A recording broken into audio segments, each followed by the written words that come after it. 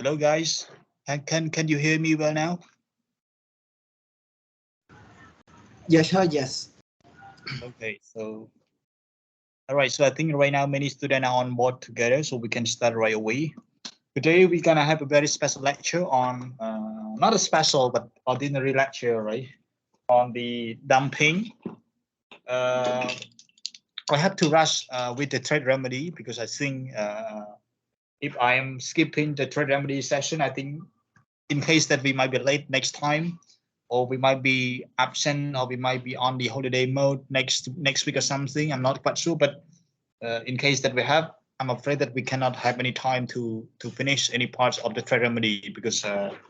as you know, trade remedy is the most important parts of the international trade agreement so far. I just want to also inform you that yes, like a few days, the U.S. initiated the dumping on solar system, dumping UT on the solar system on some country at the WTO. So this kind of groundbreaking case is another testimony that the dumping is right now very much relevant.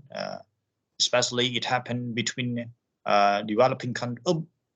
country and developed country. Okay, that they are very much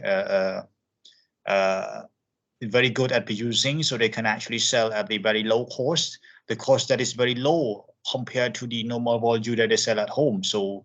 it is very unacceptable for the importing country who face the injury from the dump import, okay, of the products from the exporting country. It's very complicated anyway, but don't worry, I'm gonna simplify for you in this chapter, in this session. I might again rush to finish it earlier. I might not be very determined by the schedule of the teaching, but I might just restrict myself to the restrict myself to the fact of the chapter. If the chapter is kind of very interesting and we might be going in the flow, we might just go right away and then finish earlier, okay, without having any break. Because I think this slide is only around less than 20 slides, so I might be rushing. But in case that you cannot catch up well, just inform me, okay, so that you can actually on the right track. I'm afraid that you are getting lost. Okay. Okay. So okay, before before I start my lecture right away, I would like to pose some important questions that are, I think, very warm up to you guys. I think some of you used to hear the word dumping. As you know, you use right now, you use cell card, you use smart, okay, but back to the old days, we were the very hardcore fans of the beeline, let's say the star cell, okay, or even the I forgot some important mobile company back in Cambodia on the old days. I was also the fans of Starcell back in my grade 11 study, but that time I used a Chinese phone, okay, because my economy was very kind of limited, very limited, all right, so I could access to using Chinese mobile phone. But I was a fan of the Starcell, but with the practice of dumping by the company, okay, especially the company that are owned by the rich people and very powerful in Cambodia, let's say that they practice dumping. Okay, let's say that you can call for free, okay, from this hour to this hours at a specific time or period of the day, and then you can call for free. You right now you can just charge $1 and then you can exchange to 333 US dollar, okay, and the validity period is 1 week. Let's say that. So this company are super rich. That's why they dare to sacrifice some of their income, okay, in order to promote, okay, their business by encouraging people to use their service, okay, paying very low rate, okay, of call or messages. Let's say that. So the other company, let's say that Beeline or the other Star Cell company or even Hello, who are not, able to proceed in the market, it is very dumb market. They decided to leave the market. They decided to go out of the market because they cannot sustain the operation with the very low cost of call provided or rendered to the people out there. So this kind of unpunished practice of dumping is actually distorting the internal economy of Cambodia. Because right now we got only a few mobile operators in Cambodia that say that only Smart, Cellcard, and Medphone are the very three important or giant player. Okay, so in case that one day all the three companies decided to have the what we call horizontal competition policy, meaning that if you choose either Cellcard or you choose either Medphone or either Smart, the the outgoing call is at the same rate, so you have no any choice, okay, to use which one is the most economical, let's say that. Because why? Because uh, we are no longer able to use the other mobile company operator like Starcell, like Beeline, okay, who were previously very competitive with the three company right now, okay, but right now they were all but back then they were all ousted from the market because of the dumb practice by the three company, let's say that. So it is only an example, but you can see this is the real impact, the very long term impact of the practice of dumping. We might not condemn it because okay, I really support the policy of the dump practice because at least our people, our consumer can make a call for free or very low cost. Okay, you are enjoying that, you are appreciating this kind of service or dump practice. But in the long run, there will be only few mobile operator in the market, and then they can set the price at any time they wish to. Let's say that right now or tomorrow, let's say Cellcard, Medphone, or Smart decided to collectively raise the price of calling. So you cannot have other choice, okay, to use the other mobile operator. We have no mobile line, let's say that. So do not disregard the important effect of the dumping in the long run. You might enjoy the low rate calling right now. It is of course dumb practice, okay, because the company expand a lot, okay, but and then it decided to get very little service fee from the people by very low rate call, low rate messages, and so on. So this is the very important concept of the impacts of dumping. Okay, and so what is dumping exactly? I don't want to get the answer from you guys. Just answer right away. Dumping is the practice of uh, in the commercial transaction in which the export value is less than the normal value. Export price is less than the normal value. So we have two things to compare. First one is export price, that the price that we sell, that we transact in the at the border to the importing countries, and the normal value, the value that we sell the same or like product in our market for ordinary consumption. Okay, so it is the very simple definitions of dumping. It means the export price is less than the normal value. Okay, less than the normal value. All right, can you hear me well now? I'm afraid that you cannot hear well, so I have to clarify. Fine. Yes, like. Okay. Okay. So how does dumping constitute an infringement of fair trade? As I said, dumping is very unfair. Why? Because if you are super rich, you own a company, you can sell something at a very low price. It's of course it make the consumer enjoy a lot because your service is very is paid at very low price. Okay? You dare to face the consequences in the short term, but in the future, all the other company that competes with you will be out of the market because they have no enough capital to sustain the very dumb practice. Let's say that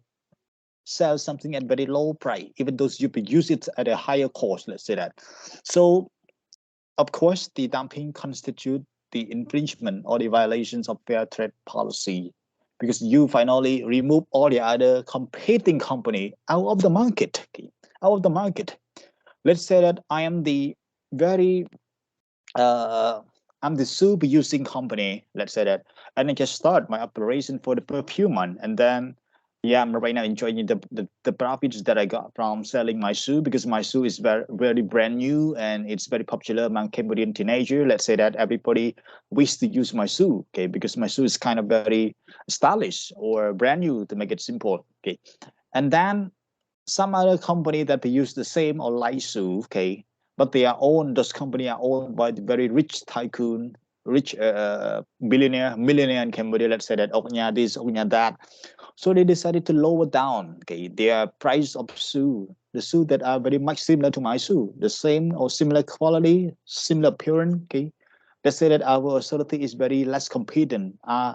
is very weak, or has no any commitment to tackle this kind of tycoon, this kind of rich people. Okay. So those rich people decided to lower down the price of sell. Okay. I don't talk about the international dumping, because dumping we compare between importing countries and exporting countries. But here let us talk about internal dumping. So those rich company, those rich people decided to lower down the price of the product, okay, in the market. And then what about my company? I'm right now I'm the infant industry, the very new industry installed in the market. But right now, when I'm very enjoying my sell at ordinary price, suddenly the other company, the other more company owned by the rich people decided to lower down, okay, their sell price of the light product. And all the consumer that used to be the fan of my company decided to switch, okay, their consumption of my shoe to the consumptions of those companies shoe. Okay, so how long can I survive? Okay, this company that say that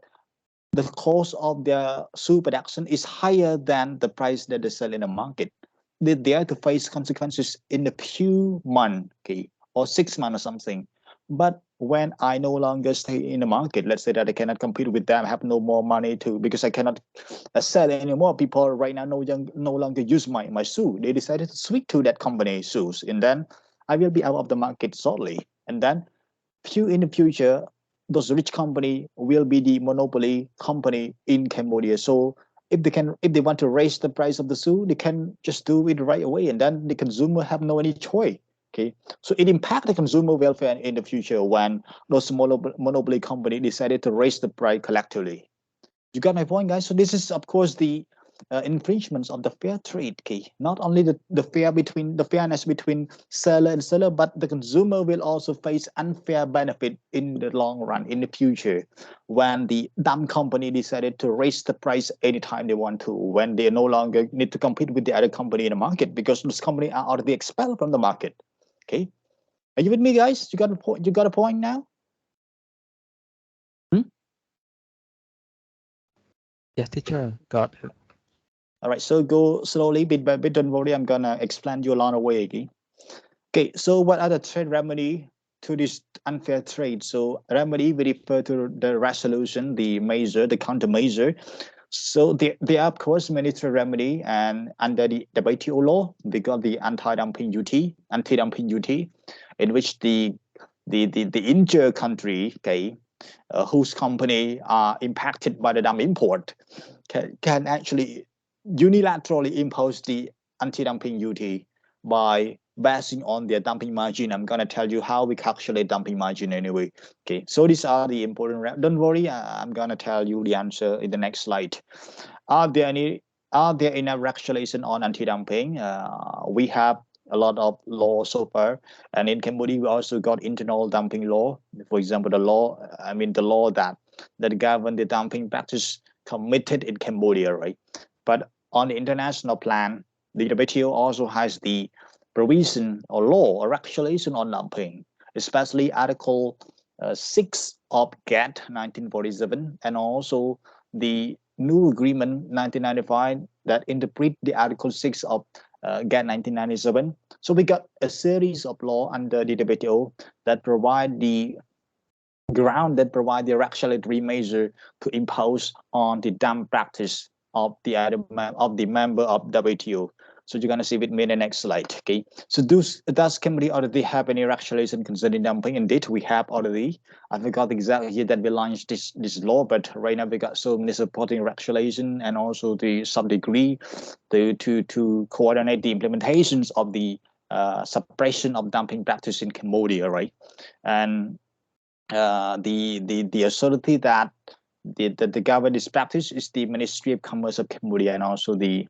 Corbabo. I forgot the full name, but Corbabo is the new versions of gun control. Okay, so they work on this kind of issue. All right. So are there any positive sides of dumping practice? Indeed, we have positive side, as I just mentioned a moment ago. When you commit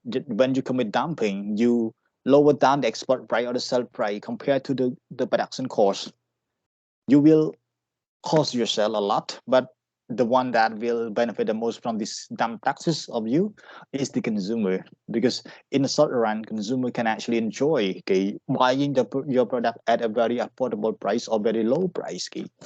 But it is only short run, all right. It is only short run. In the future, when the consumer are very addicted to using your product, and then you want to raise the price right away anytime you wish to, so the consumer will have no choice to bargain, okay, or to select, because they have to use your product even though you are right now selling at higher price, because the other company are right now expelled from the market because of your dump practice, all right. So there are of course positive and negative sides of the dumping practice, okay, committed worldwide, also in Cambodia. So these are some important notions that I want to inform you before we launch, before we take on board our chapter today. Okay, so don't worry, don't feel that it's too complicated. I'm very afraid to handle. No, I'm gonna let you get smooth with me in this session. All right. All right, so let us look at the history of dumping. Everything has a history, and even the dumping here. The Article 6 of GATT was the very first international law to regulate dumping, right? To regulate dumping. So we have no any dumping law issued by United Nations. We have no dumping law issued by the ICJ, right? It is all under the ambit, under the umbrella of the World Trade Organization, especially Article 6 of GATT here. It was the first international law to govern to regulate dumping here. And so in addition to the Article 6, because GATT is very old version, GATT is very kind of outdated, because some practice, okay, some evolutions of the practice are very modern, are very tricky, are very innovative, that we need to also have that law in order to follow up, in order to catch up with the development of new technology, new invention, new trick, okay, new fraud, and so on. All right. So because of the limited coverage of the Article 6 of the GATT 1947,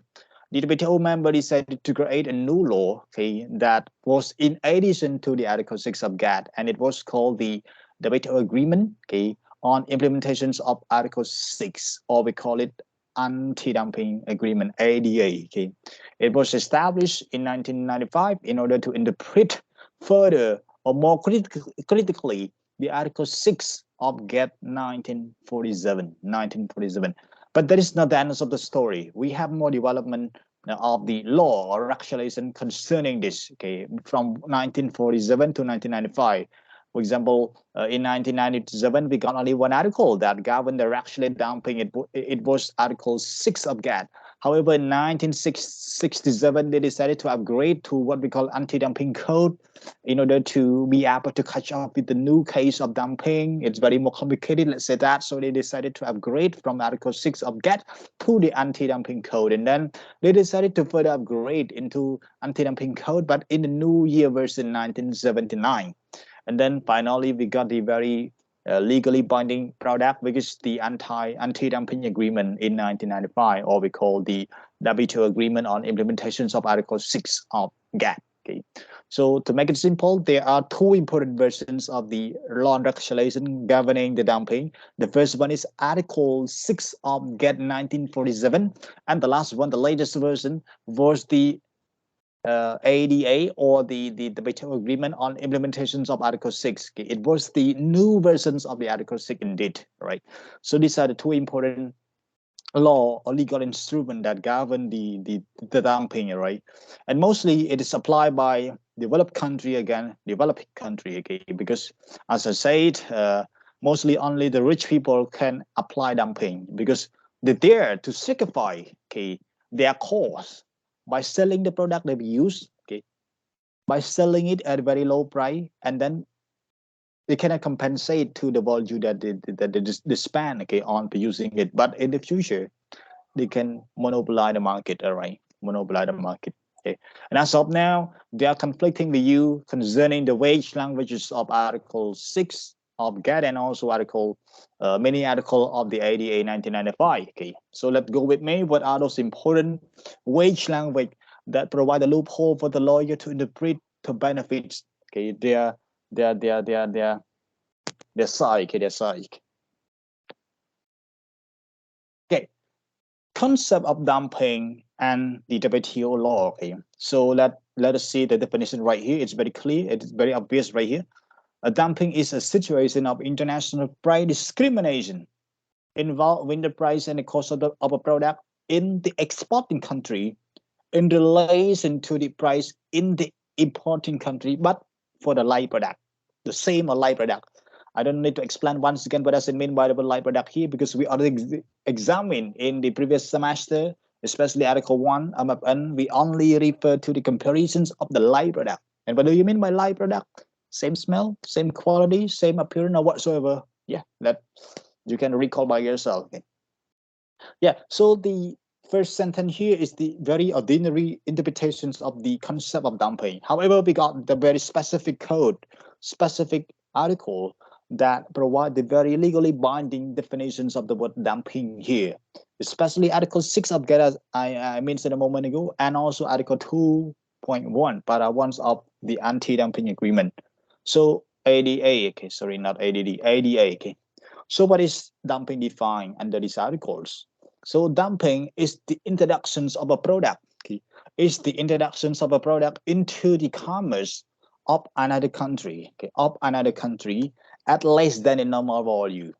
at less than a normal value. To make it simple, means that the export price into the into the new country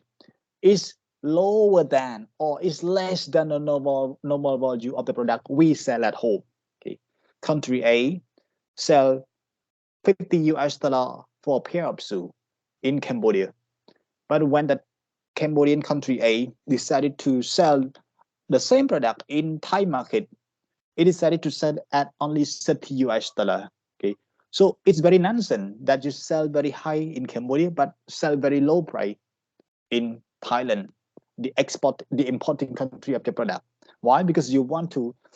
kill those company in Thailand. You don't want them to stand in the market, because when you sell the product at low price, Thai consumer in Thailand will switch their consumption from the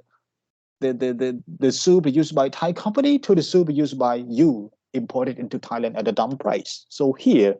is the point. Okay? We sell our product at a lower price. I mean, our export price is less than the normal value that we sell at home. Okay? So that is called dumping. So dumping is obviously identified when we witness, okay, the export price is less than the normal value sell at home. Are you with me now, guys? All right. Yes, sir. All right. So go with me. You're Sure, gonna sure. know. Yeah, come on. For example, if the production is efficient, that we produce like a light product and it's efficient and we sell it at a very low price than the exporting country, that is considered as a dumping too. When we sell at a lower price in the exporting country, what do you mean? I mean, like the production cost is very efficient. For example, that we produce at a lower price with a large quantity, and we export to the exporting country, and we sell at the like product in the exporting country at a very low price than our competitor. So in the case, that's considered as a dumping. They don't compare your price that you sell in the market with the competitor in those markets. They don't compare between this. They compare between your export price in that market and your normal value that you sell at home. So it's very nonsense that you sell something at home very expensive, but the same thing in the foreign country very low price. So they know they know your ill intention. You want to kill those foreign company in the importing country, because it's very non-economic principle that we decided to use and then export to the foreign country at the price lower than our normal value in Cambodia. It's very again or contradictory to the general principle of international or national economy. All right, it's very impossible. So they know your ill intention, so they don't compare between your price in Thailand and the the price of the same product produced by Thai company in Thailand. They don't compare you with other, but they compare you with you. But two versions of you. First, you at here and you at there. You got a point here? All right. Yeah.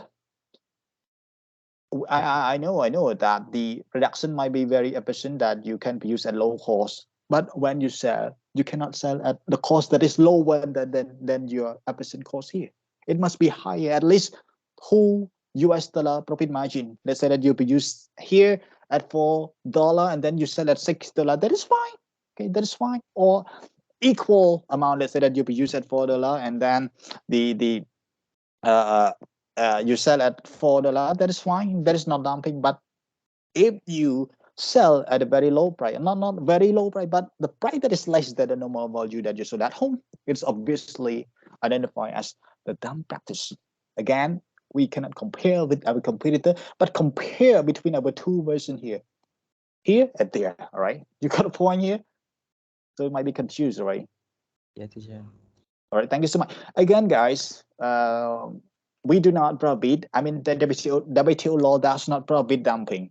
Okay, so when you see, oh, article this and that say that we cannot have any dumping, we cannot have our export price less than the normal value. No, we can. You can indeed, but you are not encouraged, and you are punished if you do this kind of practice. Okay, so again, this law is unfair, or this practice is unfair. However, the law does not prohibit you, but they allow the inter company, the inter party, to impose the anti-dumping duty against you. Okay, if you are fine, okay, I'm fine with the anti-dumping duty, just impose on me, and then I still sell at a low price and compared to my normal volume. Okay, WTO does not prohibit you. You can still do so, but you have to also allow the importing country to impose margin, to impose dumping margin against you, anti-dumping margin against you. Let's say that you right now export duty-free, quota-free to Thailand. Let's say that you are the country that received GSP program from Thailand. Let us imagine that. And then you produce in Cambodia, the product that you produce in Cambodia is only $2. And then you sell in Cambodia is only $3. Okay, $3. And then you sell in Thailand $5. Okay, so compare between the export price that you sell in Thailand $5 and the normal value that you sell at home $3. What is the dumping margin between the two? What is the dumping margin between $5 of export price and the normal value of $3? How much US dollar of the dumping margin? Dumping margin is the subtract of the export value to the normal value, export price to the normal value. So what is the dumping margin? You export at $5, your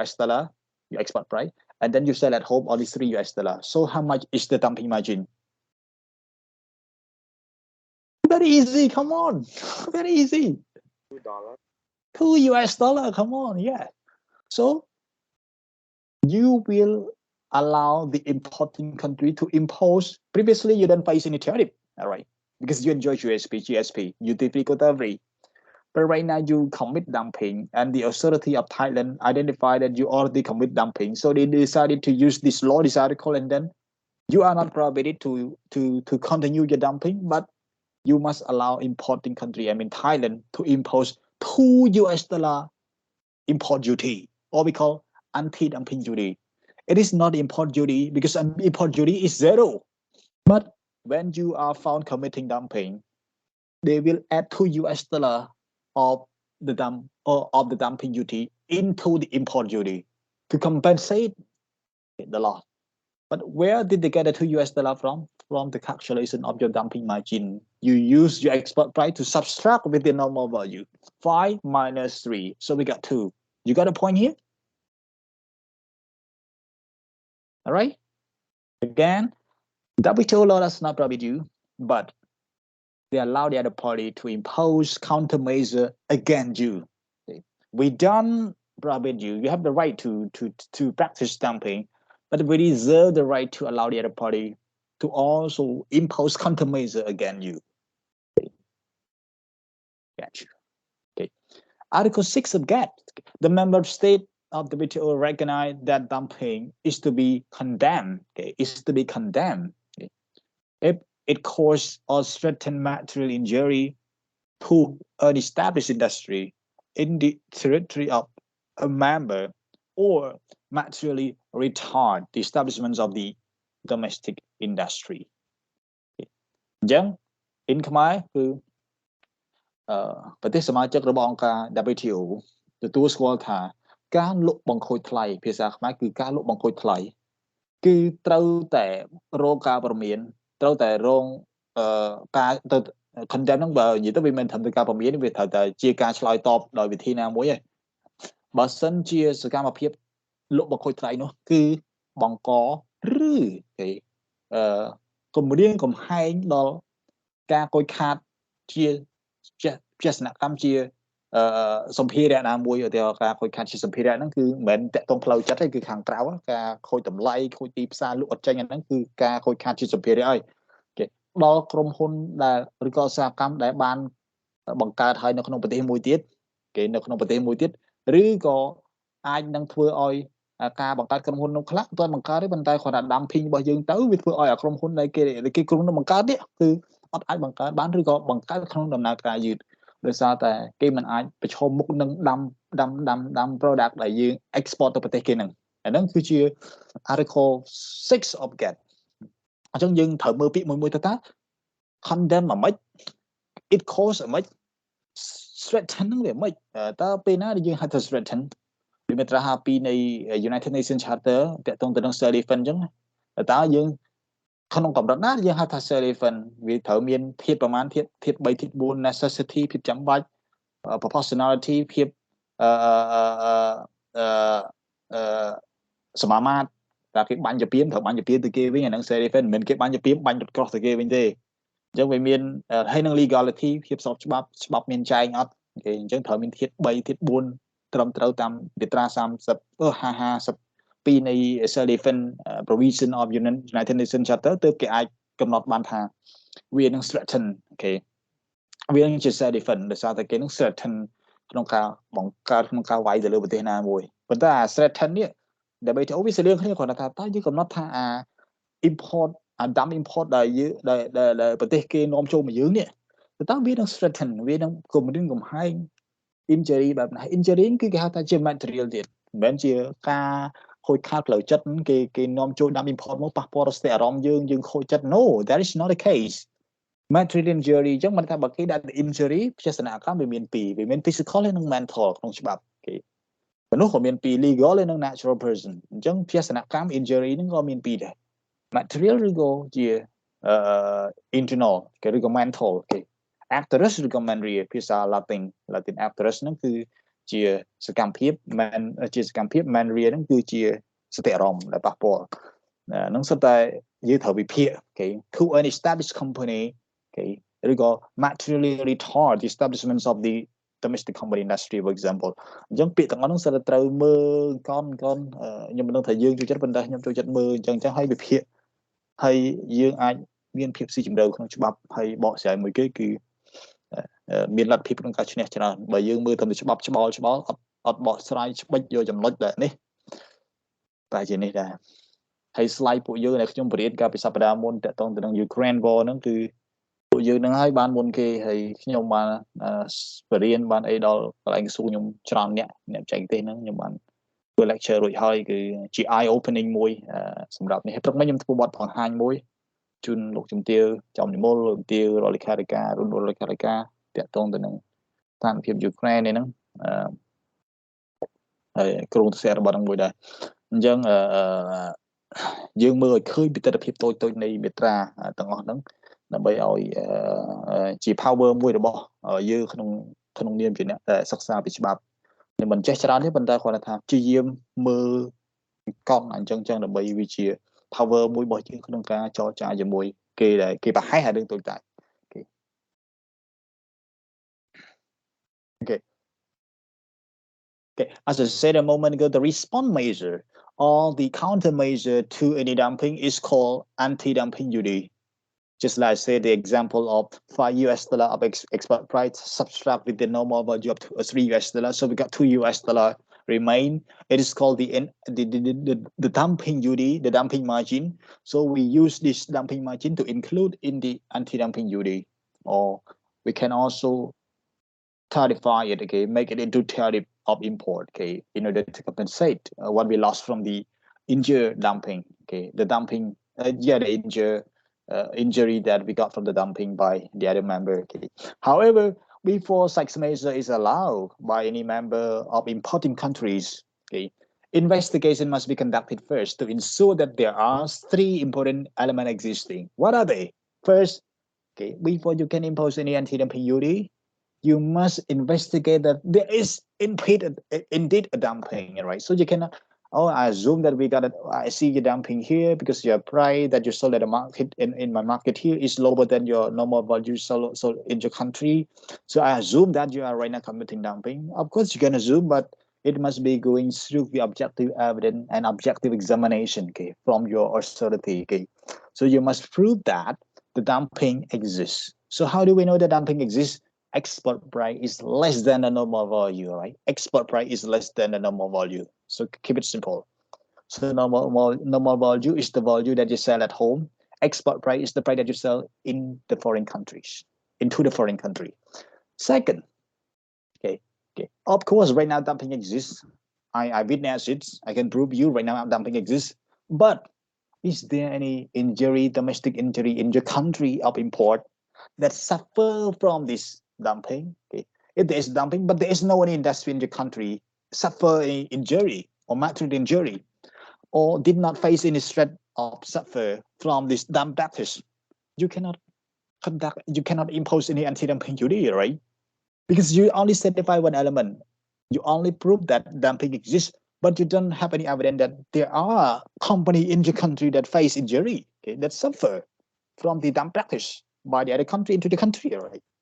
And even those, let's say that dumping exists, we got the evidence of the domestic injury, especially in your country, okay, in relations to the import that is done, okay, we got two elements existing, but is there any causal link between the dumping and injury? Okay, right now you got dumping right there. You identify dumping over there. Okay, you found that some company are suffering in your market, but there is no causal relationship between the dumping and injury. Okay, let's say that the dumping is there, but the company that face injury is not because of the dumping that you found or you identify, but because those company fail to have any, you know, innovative. Their product are right now downgraded. The quality of product is no longer recognized in the market. It is of course facing injury, but the injury is not contributed by the dumping of the other country into your economy. So there must be three existing elements right here that happen together. First, dumping exists. We got a normal price, normal value higher than an export price. Second, there is the injury faced by your domestic industry, okay, or not the injury, but the threat to injury, And third one, there must be the causal linkage, causal relationship between the injury and the dumping right here. Okay. So you cannot lack any element of the three right here. They must be simultaneously happening. You got a point here, guys? All right. Can you explain the injury again, John? Okay. Injury mean, let's say that you are right now enjoying a lot, selling your market, selling your product in country. Okay. But suddenly the other country sell the same online product, okay, into your country at a very low price. And then you found that the product that is sold in your country here is sold at a price that is lower than the sold in a market. So you found that the dumping exists there. And the day or the month or the week that they sold the product, the light product that is similar to your product in your country, in your market, you witness the tendency of your consumer, your fan, okay, your customer switching their consumption choice from your product to those products. Because why? You sell at $6, but those product the same quality, like appearance, okay, like original, like originality, usage and so on. Everything is like, okay, between your product and the other product. You sell at $6, but they sell at only $3. Okay? They sell at home $6 to $7 like you, but they sell in your economy, in your market at only $3. So your customer, even you and I, will switch to the one that is sold at lower price. Okay, because it's more efficient, it's more affordable for you. You can save 50% or $3 by your product, $6. But if they go to buy the same product from the other company that is dumping, only $3. So that is injury right there. Okay, you see the material injury, you lost the profit. It is not about mental, oh, I feel so disappointed. No, it is not about mental injury. It's about material injury. You can no longer sell in the market. Okay, so let's say that you are employing many people in your company. The operation cost is very high. Okay, you need to also pay tax. Okay, you need to also pay patent and so on. So you pay everything, but at the same time you cannot sell anymore because right now consumer right now switching to the other company that we use that sell the same product at lower price. That is of course the material injury that you face. Okay, you face. So you got a point here. But the thing is that Yes. the thing is that, are you the domestic industry? Yeah, I am. But there are thousands of other industry that be using shoe, the same shoe like you. But only you face injury. Only you, 1 in 1,000 face injury. So can you file a complaint to the state to impose anti-dumping duty or measure against the other country? You cannot. I'm gonna tell you what does it mean by the injury here, industry here. So you cannot. I'm the domestic industry. I face injury. The other company do not face. I face, but I will file complaint to my government to impose anti-dumping duty against you. You are not yet qualified as domestic industry. It must be the majority of the company that use the same kind of product. Okay, let's say that 500 company out of 1,000 company, they are not yet majority, but let's say 510 company out of 1,000 company that we use shoe, okay, are right now facing injury from the dump shoe. So of course that is called domestic injury. But if only 2 or 3 company, okay, I face injury, and then you file a complaint to the state to impose anti-dumping duty to conduct investigation on the dumping practice by the other company into the country, it's impossible because you are not yet qualified as the domestic industry. I'm going to tell you in the next slide, how do we classify whether a company or 2 company are the domestic company to be qualified for filing a complaint to the state to act on our behalf. Okay. So again, we have to prove that there are three important elements right here. First, there is dumping existing. Second, we got the injury faced by our domestic industry. And such one, we witness the causal relationship, the causal link between the dumping and injury.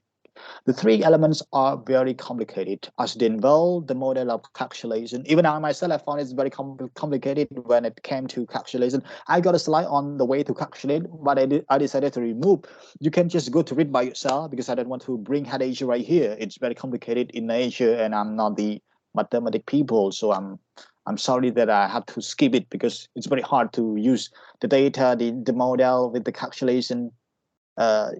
Factorial and zona, I don't know how to use, so I decided to remove because I'm the people who studied law, okay, who practice law only, right? Okay, and the investigation of these 3 elements demand time and also technicality from the competent authority. That is why the WTO also hire mathematic people, also hire physician people or chemistry people to join investigation process undertaken by the WTO Committee on Anti-Dumping, because they need the very technical people to do calculation. It's not that easy. And I'm going to tell you, what if we don't have any export price? Oh, we got export price, but we don't have no more value. How can we know that it is dumping? Okay. Because some company, they want to find that, they want to allege, they want to use that this country commit dumping. But when they go to find the export, the normal value, they cannot find. Because this country are only using for export, not for domestic consumption, right? So we have no domestic value, the normal value, domestic normal value, right? So how can we compare to assume that this country commit dumping when we have no normal value? I'm gonna tell you how can we find a normal value in these special circumstances. Okay. So are you with me now? Can I move on to the next slide, guys? Yes, teacher. All right. The rest of you fine, guys? What about the other guy in class here? Fine? Yes, yes. Okay, very good. Okay. Yes, come on. What if a company like they doing the price dumping to like kill all the competition both domestically and Oh, okay. So we got the dual applications of law. Or the local company will use the local law to challenge that company, and the international company in the other country will use international law to challenge this company. Simple. We use dual degree of law, internal law and international law. So, okay, thank you so much. Very good question anyway, right? That's why we have dumping law under the WTO Article 6 here, and we also have Cambodia anti-dumping law, our internal law, to provide a program, the platform for the company to challenge each other, okay, in the regional in the internal market when one commit dumping against the others, all right, internally, right? So we cannot use dumping law of Cambodia to impose any anti-dumping duty on the other member state. No, your law is only applicable in the territory of Cambodia. So the scope of law application is only within Cambodia. So you cannot impose anti-dumping duty on the foreign country. Okay, it is not. That is why the US is super crazy. Why? When it comes to international trade measure, international trade issue, the US always use its own law. Its own law. Especially the U.S. Trade Act 1967. Oh, sorry, 1976. You can go to see. The trade war between the U.S. and China is not using the WTO law, but the U.S. used its Trade Act 1967 or 76. Okay. Trade Act. You can go to see. And then China said, why do you use your domestic law to adjudicate the international case with me, China? The US said, no, that is my jurisdiction. I can apply wherever the US is everything. Okay. I don't have to say, but there are many scholarly articles written by the scholar to denounce the practice of the US law. Even among US states themselves, they have their differences level of law application. This state have this law, this state has that law. Okay. And then even international level, the US decided to use its own law. Again, international practice. Is it fair under the international platform? Unfair, right? But who can challenge it? Who can challenge it? And it always has very, expertise, very specialized lawyer to defend the US position. And you are right now listening to me, you found that the US is very stupid. But if you are listening to the other American expert defending the US position, you might also feel, oh, Mr. Benton is super stupid, let's say that. Because it depends on the way that they interpret. That is the function of lawyer. We need to colorize anybody that we wish to file complaints again, that we need to challenge again at the court. That is the functions of the attorney at law, right? Or the lawyer. Even those your client is the offender. Let's say that. Okay. ពួកយើងបើមានពេលរៀនច្បាប់ជាភាសាអង់គ្លេសគឺល្អចំណេញច្រើនដូចពាក្យ damage ប្រែមកថាភាសនកម្មការខូចខាតដល់ពេល damages with s ថែមតែ s មួយវាទៅជាសំណងអូខេគាត់ពាក្យហ្នឹងខុស emancipation អតាធិនភាពអ្វីទៅជា expropriation អសាមិកអូខេនេះសិតតែពាក្យដែលត្រូវចេះ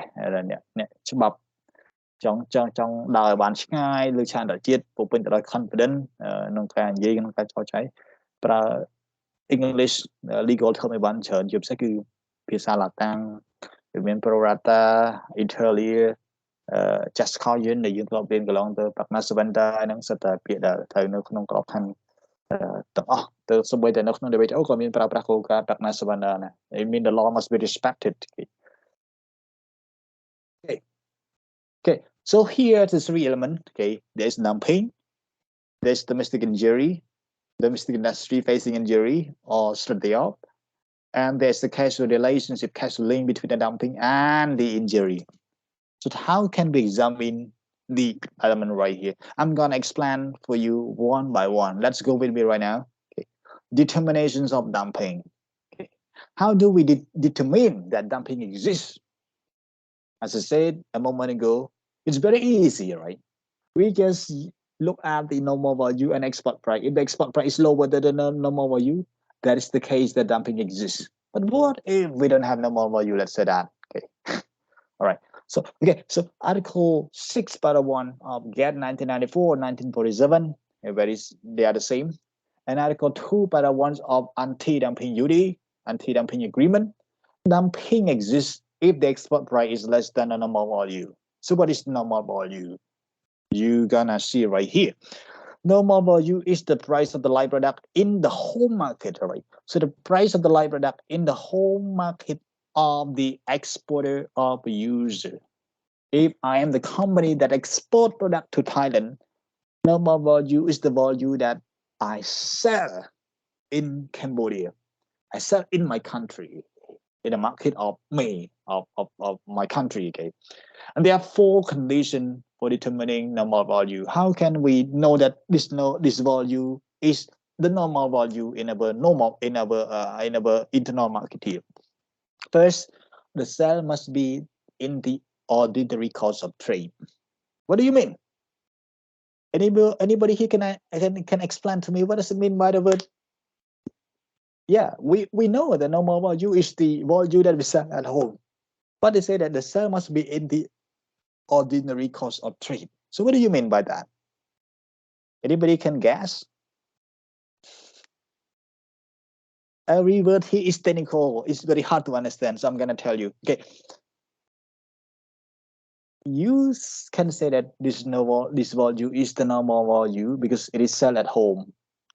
because you need it to compare with the export price. You call it normal value. But what if the value that you sell at home is not the sell in the ordinary course of trade, but sell in special case as a gift, in special occasion? Let's say that Mr. Dong Chai is my friend that said that, and then I decided to sell a very luxurious pairs of luxury shoe. Let's say that Gucci or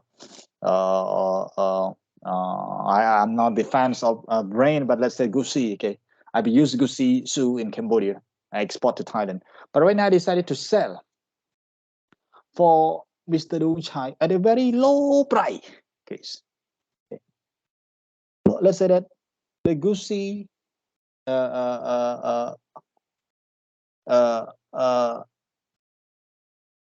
the Gucci shoe that I sell for Mr. Duchai is very low price because it's a gift for him. Okay, it is a gift for him, and then I sell the same kinds of shoe to international market, and then I sell at a price that is very low, very low. But when Thai authority suspect that I commit dumping, they decided to use the export price that I sell at very low to compare with the price that I sell for Mr. Dong Chai. So do I commit dumping? Indeed, I commit dumping, but not with Mr. Chai. Okay, I commit dumping in Thailand, and because when I sell the same product for the other Cambodian people in Cambodia, I sell at a very high price. Let's say the $2,000. I sell for Mr. Dong Chai is only $100. Okay. The other people I sell $2,000 per pair. And then when I export to Thailand at only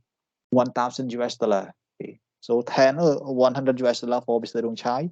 $2,000 for ordinary people, ordinary cost of trade, and then $1,000 for Thailand. So if Thailand use the export price $1,000 that I sell to Thailand to compare with the price that I sell with Mr. Dong Chai in extraordinary cost of trade,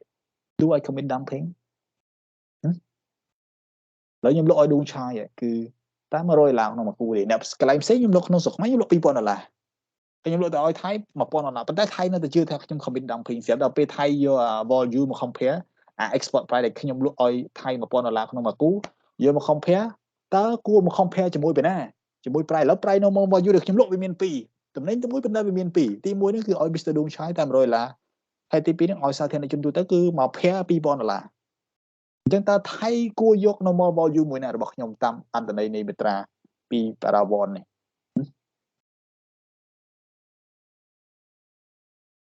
Sell to normal people, teacher. Yes. So if you compare export price with the value that I sell for Mr. Dong Chai, it is the extraordinary cost of trade or not ordinary cost of trade. So I do not commit dumping if you compare with that, okay? Because $100,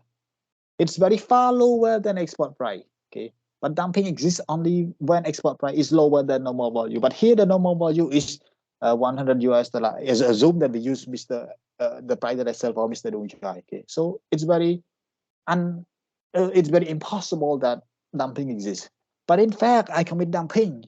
because the price that I sell for Mr. Dongchai that Thailand use right now is not the normal value because it is the extraordinary cost of trade. Okay, it is not the ordinary cost of trade. Okay, it's extraordinary. Like copy, but if Thailand came to realize that, oh, the price that Mr. Bunton sell for Mr. Dongchai is the special gift, extraordinary cost of trade, so we cannot use it as the normal value to compare. So we need to check in the market of Cambodia, overall market of Cambodia, to see how much that Mr. Bunton sell appears of. So then they found that oh, Mr. Bunton sold $2,000 per pair, and then he sell for Thailand $1,000 per pair. So dumping exists. So again, normal value is the value that in condition one, it must be the value that we sell in the ordinary cost of trade. But this is the time when you look out, chia tầm lại thayវិញគេខ្ញុំអត់លក់ថោហើយប៉ុន្តែខ្ញុំលក់អ្នកផ្សេងគឺតម្លៃថោកប៉ុន្តែខ្ញុំលក់អ្នកហ្នឹងជាអ្នកមានជាស្ថិរដែរប៉ុន្តែជាតម្លៃថ្លៃពីព្រោះគាត់ជាអភិជនគាត់ចូលចិត្តរបស់ថ្លៃតែដល់ពេលយើងលក់ឲ្យថៃក្នុងតម្លៃមួយដែល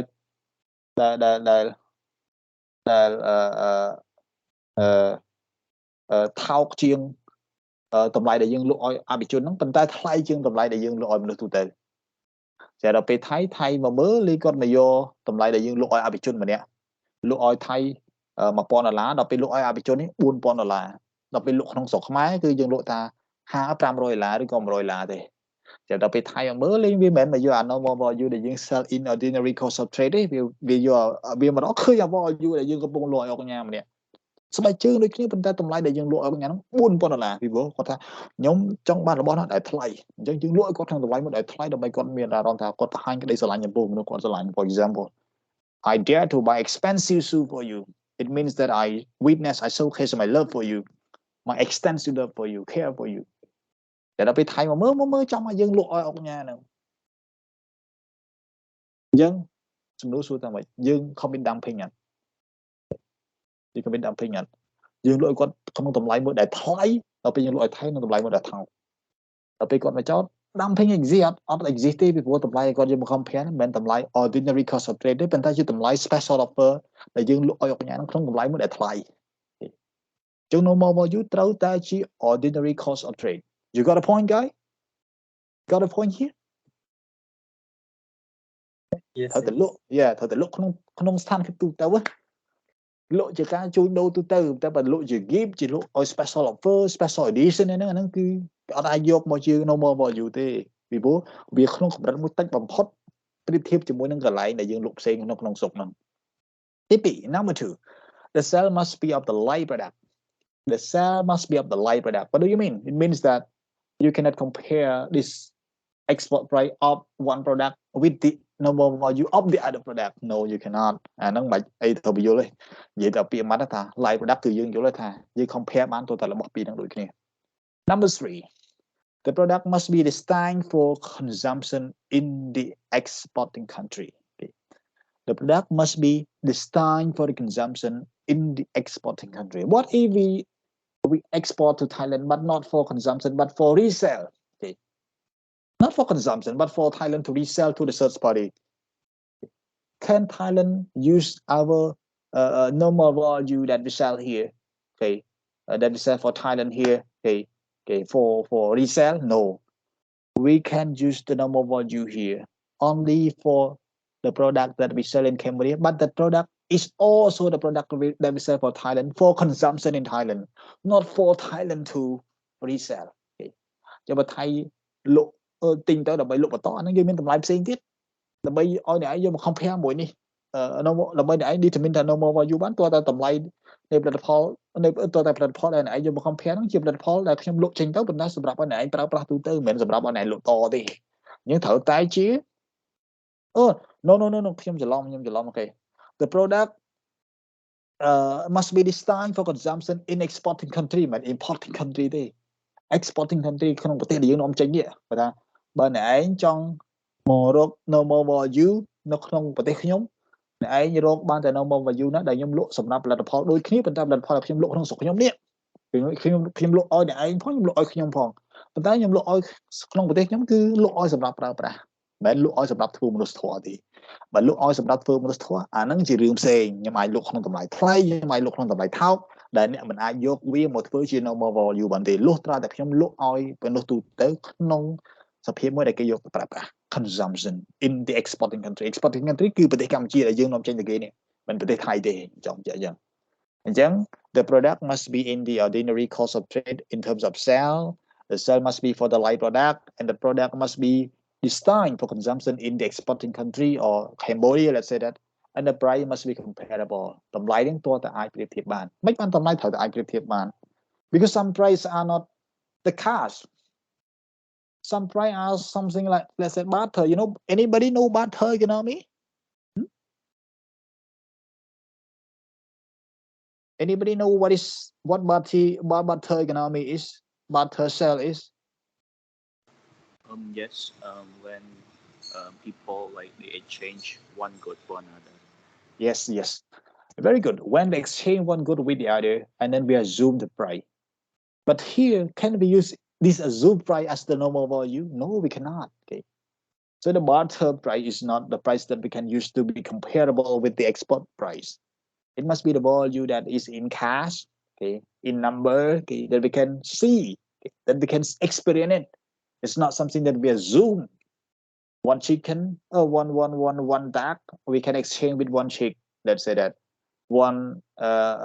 potato we can exchange with one cucumber okay how can we find the normal value of this product okay let's say that how can we find the normal value right so it's very important to know that these are the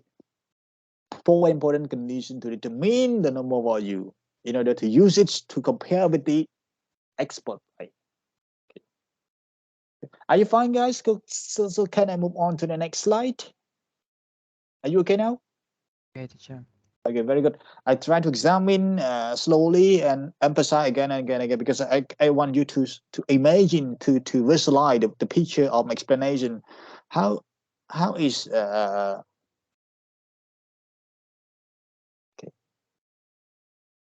All right, sorry, guys.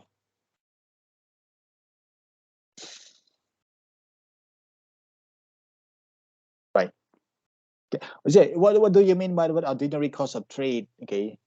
It is the trade that is not sold for the product that is not sold for the affiliated party, like high price sale or low price sale or sell below cost. As I said a moment ago, like the sale that we got for the ordinary or for the extraordinary people, let's say the Doknya, Tikun, and so on. So we cannot use this price to come to use as the normal value because it is extraordinary. Okay? Extraordinary.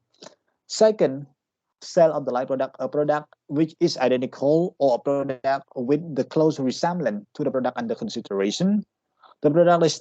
destined for consumption, the product whose price will be used for comparison must be those used for consumer in the exporting country or Cambodia, okay, in ordinary consumption, and the price must be comparable. Okay, the price must be comparable. Why? Condition number 4 is very important here because sometimes we don't see the price. Okay, we cannot compare it.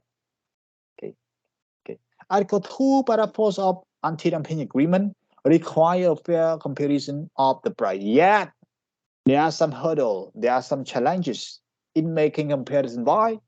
Because there are no sales of side product in domestic market or sell in extraordinary cost of trade. បើតែតំណែង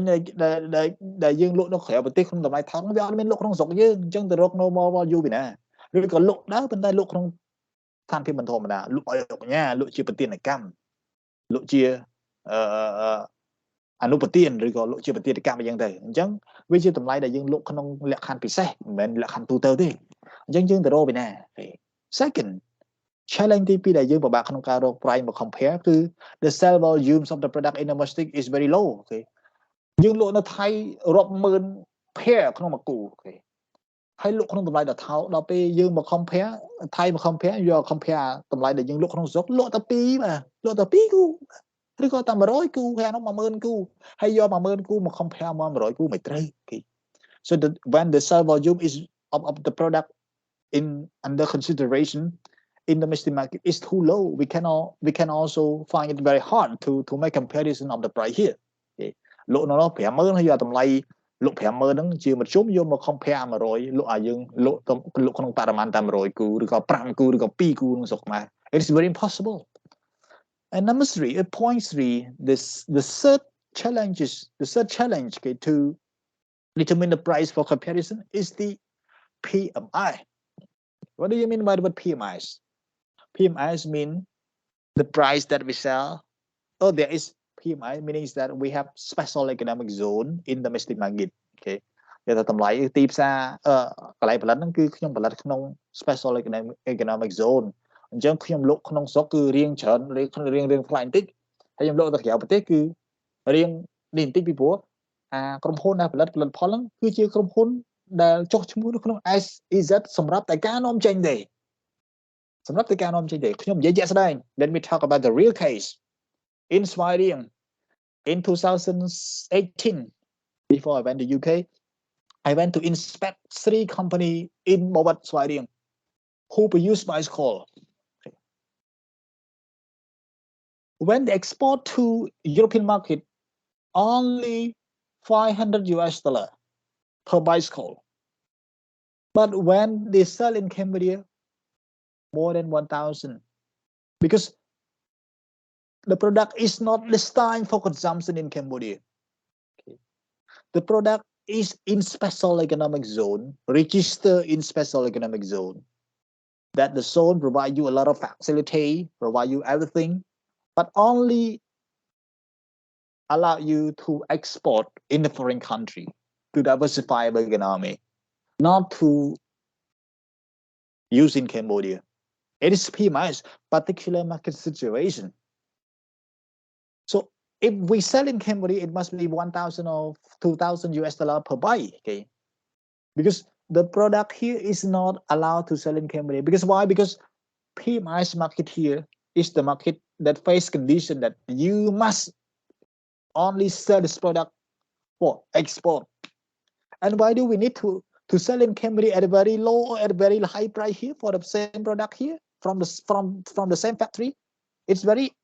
unreasonable that we sell something very high price in Cambodia and then sell something very low in the foreign country, because the company is only allowed for export. And EU purchaser, Germany, England, and so on, only want this product because they order in a very limited or specific set or quantity. So you cannot sell in other place in Cambodia. You must be selling to my EU purchaser. I want my EU purchaser to have access to use this product in exclusive way. គេថាកង់ត្រូវតែលក់ក្នុង EU ខ្ញុំចង់ឲ្យប្រជាជនខ្ញុំគឺជាមនុស្សដំបូងដែលប្រើប្រាស់កង់ហ្នឹងអញ្ចឹងក្រុមហ៊ុនឯងនៅក្នុង ICZ ត្រូវតែនាំចេញតែកង់ទេមិនអាចលក់ក្នុងស្រុកទេហើយបើលក់ត្រូវលក់ក្នុងតម្លៃដែលឯងលក់ឲ្យ EU ហើយ EU លក់តមកឲ្យអ្នកលក់ក្នុងស្រុកវិញអញ្ចឹងបើគិតទៅទាំងពន្ធនាំចូលទៀតគេពិតលក់ក្នុងស្រុកផលិតពីក្នុងស្រុកអញ្ចឹងប៉ុន្តែយើងនាំចេញហើយ EU គេអាច generate បន្ថែម value add គេលក់មកយើង $2,000 អញ្ចឹងបើយើងលក់ក្នុងស្រុកបានប៉ុន្តែក្នុងតម្លៃ $2,000 អញ្ចឹងយើងមិនអាចយកតម្លៃហ្នឹងដែលយើងលក់ក្នុងស្រុកបាន 1-2 នេះយកមក compare ជាមួយតម្លៃដែលយើងនេះបានទេឥឡូវយើងលក់ក្នុងទីផ្សារហ្នឹងក្នុងក្រុមហ៊ុននៅក្នុង PMI នៅក្នុង ICZ Special Economic Zone នេះគាត់ផលិតកង់ហើយកង់គាត់លក់ទៅប្រទេសនោះក្នុងតម្លៃ$1,000 $500 ក្នុងមួយភាគ$500ក្នុងមួយភាគស្រាប់តែគាត់លក់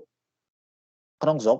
2-3 អត់ចង់លក់ទេប៉ុន្តែបើខំចិត្តលក់ពីព្រោះនេះអ្នកភូមិគាត់កំងលក់ទៅ $3,000 $2,000 ពីព្រោះ condition គាត់គឺនៅក្នុង ICZ ត្រូវតែលក់ត្រូវតែសម្រាប់ការនាំចេញទេមិនលក់ក្នុងស្រុកទេអញ្ចឹងស្រាប់តែដល់ពេលក្រុមហ៊ុននោះមានអារម្មណ៍ថាលក់ឲ្យឯងដូចថោកដល់ហើយអញ្ចឹងមានអារម្មណ៍ថាក្រុមហ៊ុននៅកម្ពុជាដូចជា dumping វិញនេះស្រាប់តែមក certificate ឃើញអាកង់ហ្នឹងលក់ក្នុងស្រុកខ្មែរប៉ុន្តែតែ2កង់គាត់ អាហ្នឹងវាចូលទី point ទី2ប៉ុន្តែយើង relate មកទី3គឺមាន2កង់ហើយក្នុងតម្លៃមួយដែលថ្លៃប៉ុន្តែស្រាប់ដល់ពីបណ្ឌិតមកកង់នេះមិនមែនជាកង់លក់ទូទៅទេប៉ុន្តែកង់ដែលចេញមកពី ICZ ដែលជា special economic zone ដែលជា PMI particular market situation ដែលកម្ពុជាផ្ដល់អាគ្រោះអីហើយសម្រាប់តែផលិតការនាំចេញទេអញ្ចឹងបើគាត់លក់ក្នុងនេះហើយយើងមិនអាចយកអាហ្នឹងទៅជា normal value បានទេយើងសំដៅថា where can we find a normal value, right, when we cannot use the product from the company that is operating in the particular market situation market PMIs. Okay, so you got my point here, guys, because some company in Cambodia are only be using for export, as I said in my what's why riêng. Okay, ហើយខ្ញុំដើរទៅរកកង់ហើយដល់ពេលខ្ញុំទៅទិញកង់ទៅកំងបានមកពីចិនមកពីហុងកុងមកពី EU ណាទៅហើយដល់ពេលខ្ញុំទៅរៀនអង់គ្លេសឬក៏ខ្ញុំដើរសូម្បីតែខ្ញុំទៅ Scotland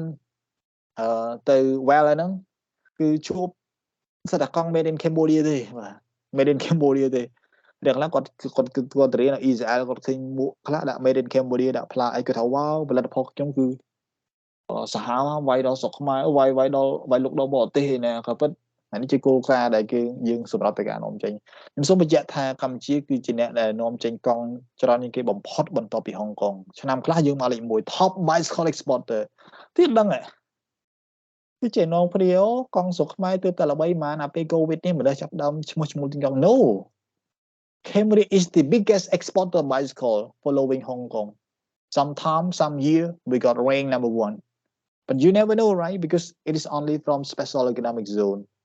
in Mawat, in Svay Rieng, in Poi Pat and so on that be used only for export and they only be used bicycle, no other product, right? Third or fourth, okay,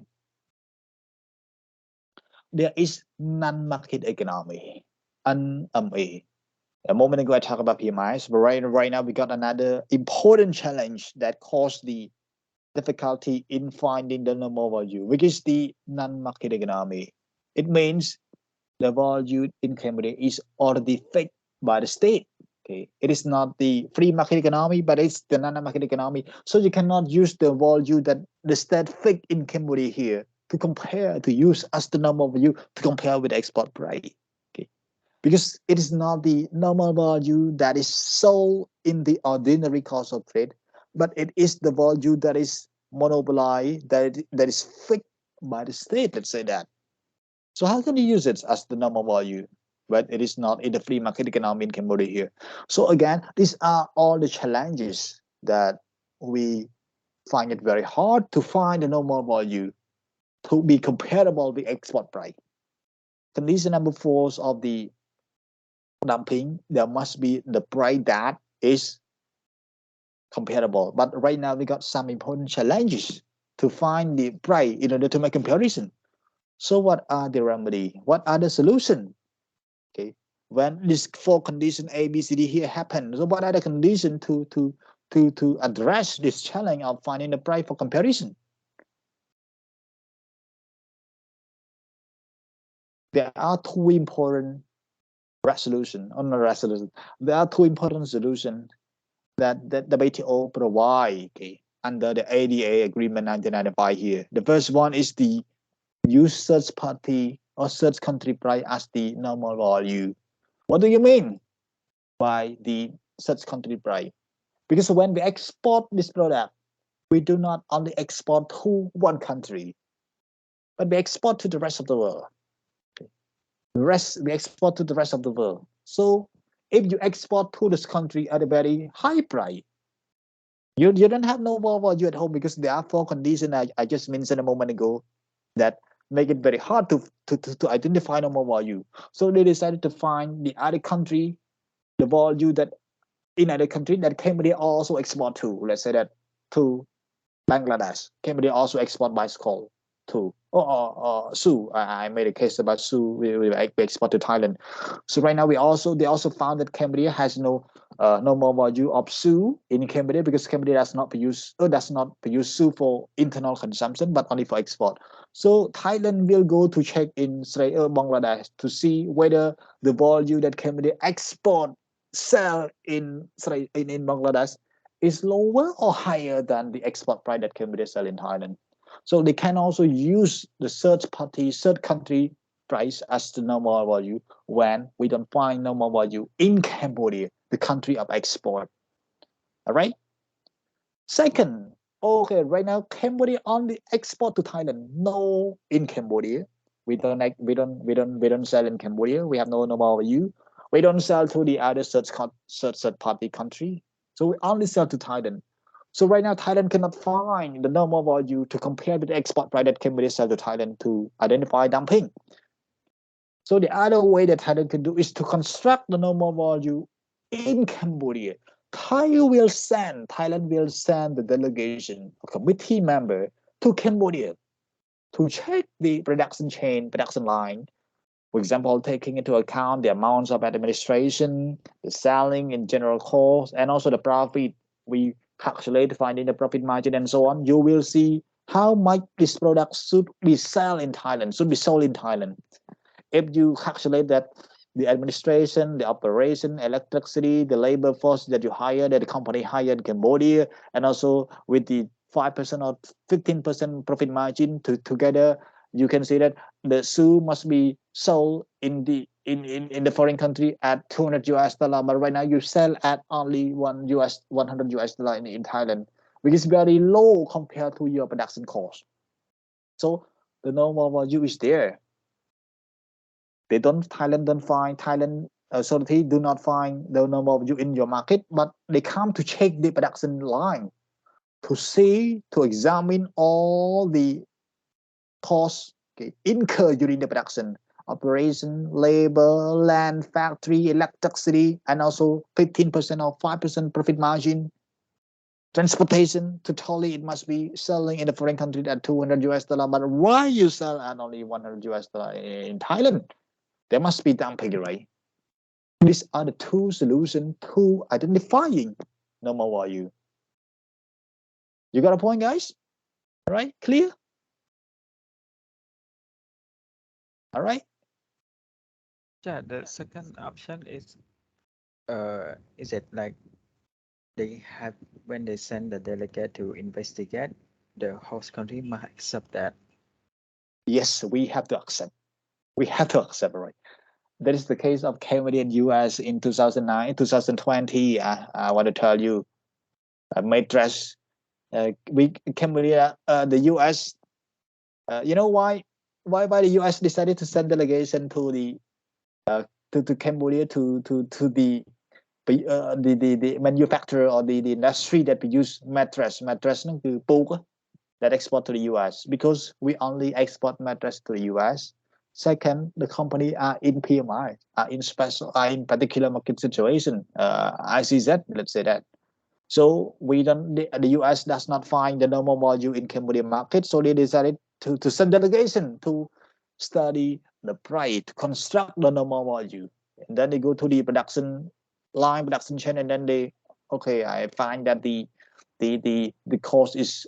very low in Cambodia. So I think I believe that you are not dumping your sell in the US. So I might conclude my finding here and then no longer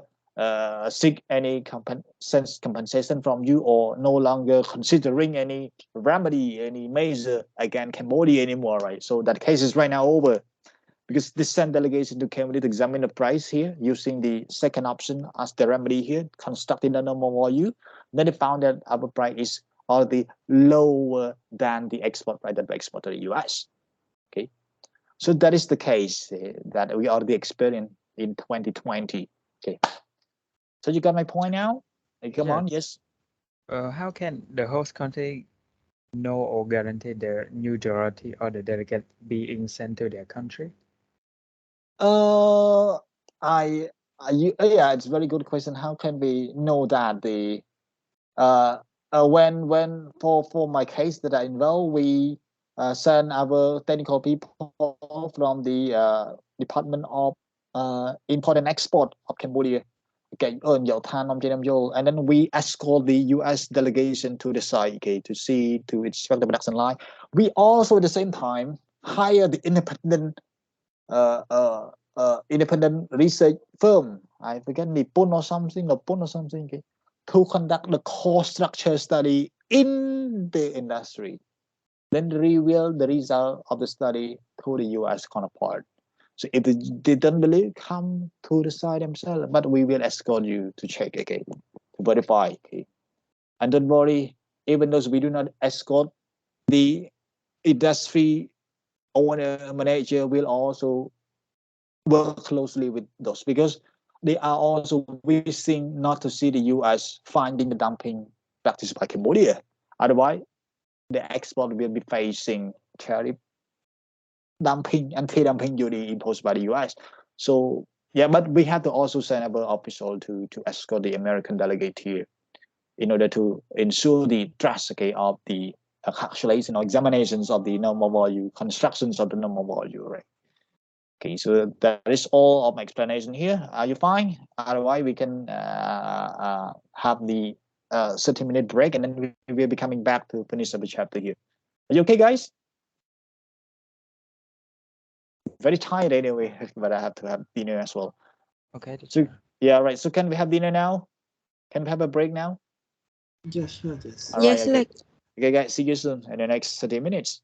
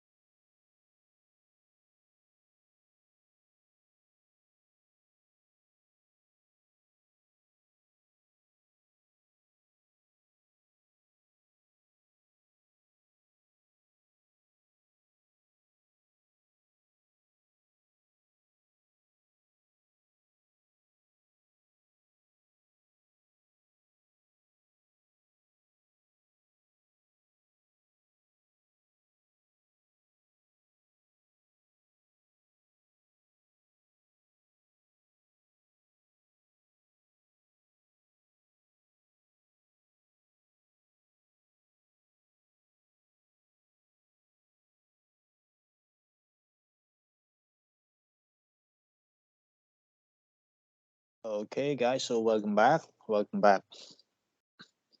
So we got to finish the remaining part of our chapter today. Not that long, but also not that short, right? So let me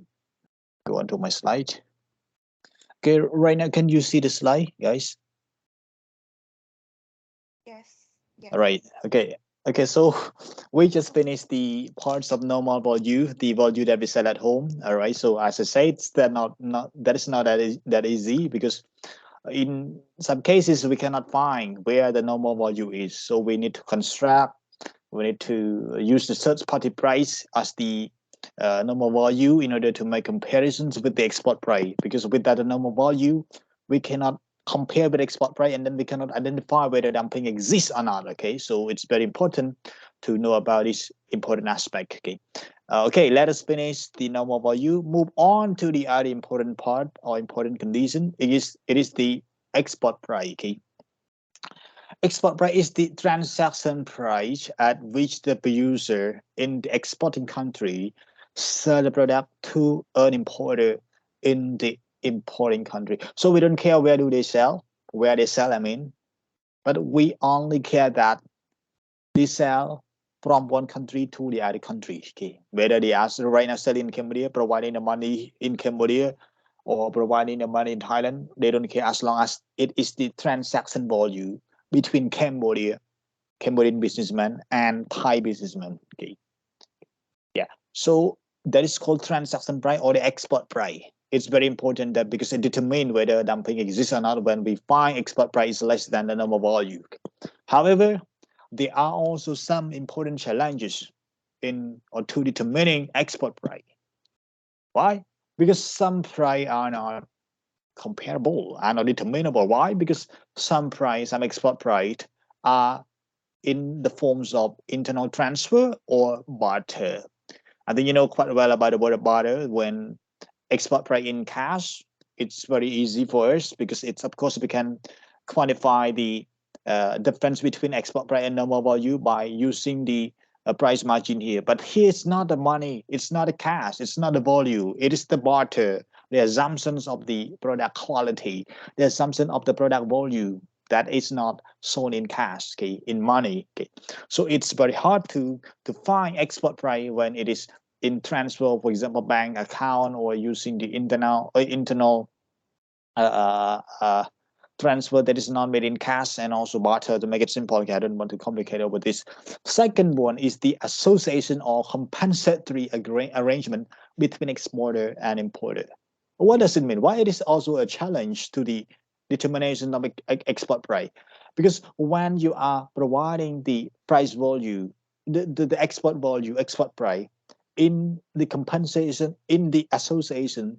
it is not the ordinary cost of exchange of goods and service, and it is also not the ordinary fee that you provide from one party to the other, because it is made in the association. Let's say that I uh, uh, uh, is a member of uh, uh, ASEAN uh, uh, Shoe Manufacturing Association. Okay, and I am the member of the ASEAN Shoe Manufacturing Association. Okay, and Thai company is also the member of the ASEAN Shoe Manufacturing Association. So we are all in the same association.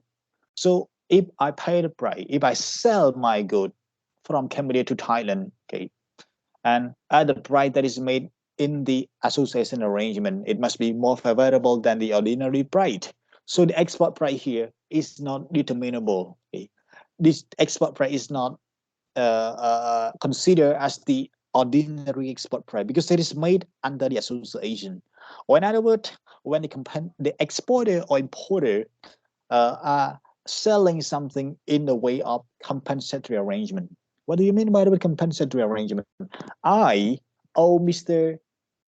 Parachat, the Thai businessman in Thailand, I owe him 3,000 US dollar. Okay. And then I decided to sell, okay, my product, but not in the cash, in the money, because I sell in the value that I assume that the value can compensate the 3,000 US dollar. Okay. So this kind of compensatory arrangement, okay, that you use the product not in the cash but in the compensatory arrangement with the other party that you owe the money to for so long. Okay? It is also hard for the authority to determine where is the export price, where the export price is exactly. Okay, so the price of export that is made in the association or made under the compensatory arrangement between exporter and importer is not the valid price that we can use to compare with the normal value. All right, yeah. And also the third party might also affect transaction price. Okay, let's say that I sell you at this, right? Okay, you accept my product at this price, but in order to reach my product from my end to your end, we need one intermediary, okay, one broker. Okay, so we need to pay another $30 per product for that broker. So where is the product, where is the exact export price? Okay, when you pay at this level, and then right now you need to pay another $30, okay, to the broker, to the intermediary people, the middleman, okay, and then you to ensure that the product will reach the other end of the importer, your purchaser. Okay, so this additional value will create or will impact or will create another effect, okay, another effect on the transaction price, because we will be hard to identify whether the price that you sold at $200 will be considered as export price, or the price that you sold at $200 and then extra $20 or $30 to the broker together combined as the export price. So these are the scenario that might happen, and then will also cause challenges to the authority to determine where exactly the export price is. Okay, so again, both normal value and export price, okay, all we have their challenges escorting along them, because there might be some circumstances that happen unexpectedly. So we need to address, we need to find resolution, we need to find solution to be the remedy to these challenges in order to bring a smooth identifications of export price and also the normal value. Because without export price and normal value, how can we know that dumping exists when we cannot calculate the dumping margin between export price and normal value? Okay, the dumping agreements say that dumping happen only when the export price is less than the normal value, but you cannot identify either one or both of them. Let's say that. So how can you ensure that there is evidence of dumping existing? All right. So it's very complicated anyway. Not that easy when you hear about dumping. Oh, I think very simple, but when you come into the very critical nature, it's not that easy as you thought. Okay, it's very complicated in nature. It's very highly technical. Okay, and also some other cases it's very involving the trust, okay, between the authority and authority, the trust in the level of expertise, okay, by the committee that examine the dumping situation. Okay, so it's very hard to ensure that it will be finalized very soon. Okay, so it takes time, as I said in the previous slide, it takes time and also technicality. So what are the remedy for these challenges? Okay, what are the remedy of these challenges? Because the price might be differences from one place to another. What else? The price might be affected by the transaction price, because you might sell at this border. Let's say you sell at the same price. At this border, you sell, because Cambodia and Thailand, we got 3 border checkpoints. Let's say that Koh Kong, Poi Pat, or the other place. Let's say that somewhere else. Okay. So we got 3 border gate point, but we sell the same product to Thai through the 3 border gate point. This gate point we sell at $200. The other checkpoint we sell at $200 as well. But the other gate point we also sell at $200. So all the 3 gate point we sell at $200, okay, per pair. But this checkpoint we need a broker to transfer our good to the other ends of our consumer, our importer. So we might need another $30 extra fee, okay, to calculate into the export fee. Let's say that export price, okay. And the other gate we also need the broker, but the broker might demand more. And the other gate we also need the broker and also some important documentation procedure that we need to pay, that we need to incur. So there might be different scenario that happen. So what are the remedy? What are the challenges? Okay, what are the challenges, or what are the solutions that the WTO agreement provide for the member to address the challenges right there? Okay, so here we got quite similar solution to what we just mentioned, what we just studied in the normal value. If we found these challenges that I just mentioned a moment ago, we have a remedy according to Article 2, Para 3 of the Anti-Dumping Agreement. So we can construct the export price at which the product is sold to an independent buyer. As I said, if we sell our product to the member of the association that we are also member to, or we sell the product to any buyer who is our debt owner, let's say that. So it's not able to construct to identify the export price. So we need, the authority need to construct the export price that one party sell to the other party on the independent basis. Okay, on the independent basis. Okay, so we sell to the independent buyer. Okay. And if the first remedy is not possible, the first solution mentioned over there is not possible, the investigating authority reserve the right to determine a reasonable basis on calculating the export price. Okay, I don't know about how to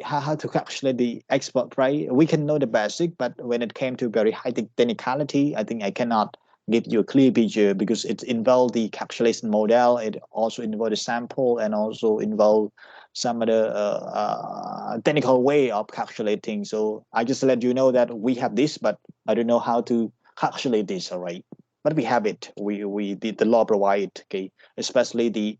the additional protocol to the agreement. They provide the technical aspect of how to calculate the remedy, the export price right here, either for the export price or for the normal value. Okay,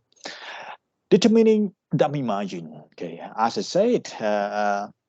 when dumping exists, all right. So when dumping exists, we of course need to also find the injury, and then we also need to find the causal relation between the injury and the dumping. And right, if we satisfy the three conditions, of course we can impose the anti-dumping duty. Right, but how can we determine the dumping margin? All right, yeah, very easy. Okay, margin of the dumping is the difference between export price and the normal value. Okay, dumping margin. Okay, so if the export price is lower $2 than the normal value, it means that the $2 is the dumping margin, the margin of the dumping, right? However, since it's very complicated, okay, why it's very complicated? Because sometimes your export price is right here. Your normal value are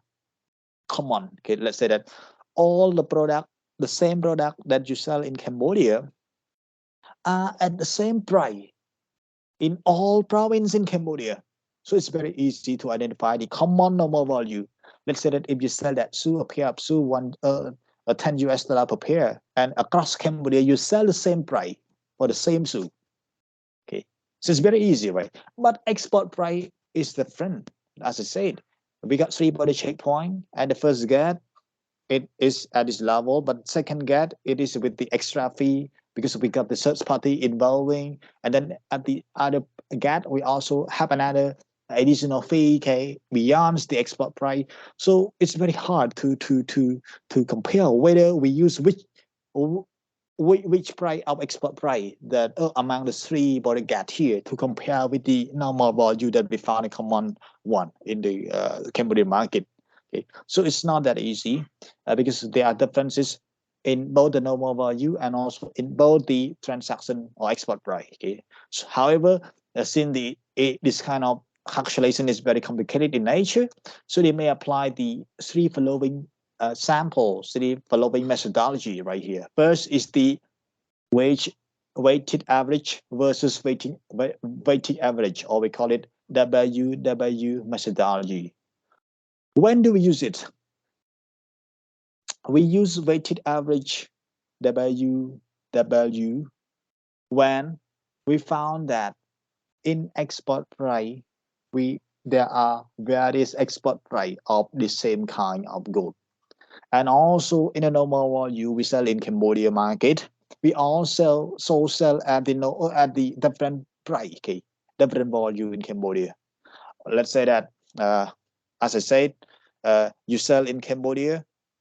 in Ratanakiri, you sell at higher price. In Phnom Penh, you sell at lower price. In Takao, you might sell at the other price. So the same good but different price. So we need to find the average. Okay? We need to find the average price of all the same kind of good from our company that we sell in Cambodia. So when we find the average price, keep it here as the normal value. Okay, the average normal value, and then find the export price. Okay, doing the same thing by this border gap export price for the same good is at this export price for the same good at the other gap is at this level, so different level. So we need to find the average. So find the average of the export price and the average of the normal value, and then identify the dumping margin. Okay, let's say that the average of the normal value of Cambodia of the product sold in Cambodia, the product of our company sold in Cambodia, is we got 6, 7, 5 US dollar, 8, 9, 10. So the average value might be 7 US dollar, the average value. Export price, uh, uh, 2, 1, 2, 3 US dollar, or 4. So the export price, the average might be 2.5 US dollar. Okay. So find the average of both end, the double value and export price. You got the W methodology, guys. Very simple. Okay, don't complicate it, right? Are you fine? Yes, fine. Yes. What about the rest? Did you find, guys? Yes, Okay, very good. Yeah.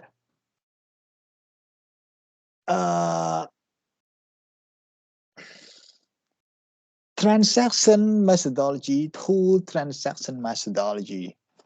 No, wait. Let me transaction commonness in export price and in normal value. No. Transaction to I also got lost here. Transaction to transaction comparison between export price and normal value.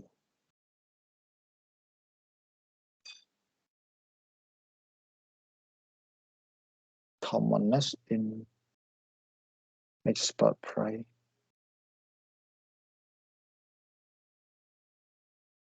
Oh, I think I got lost this one. I maybe I'm poor at my economic or something, but here we look at the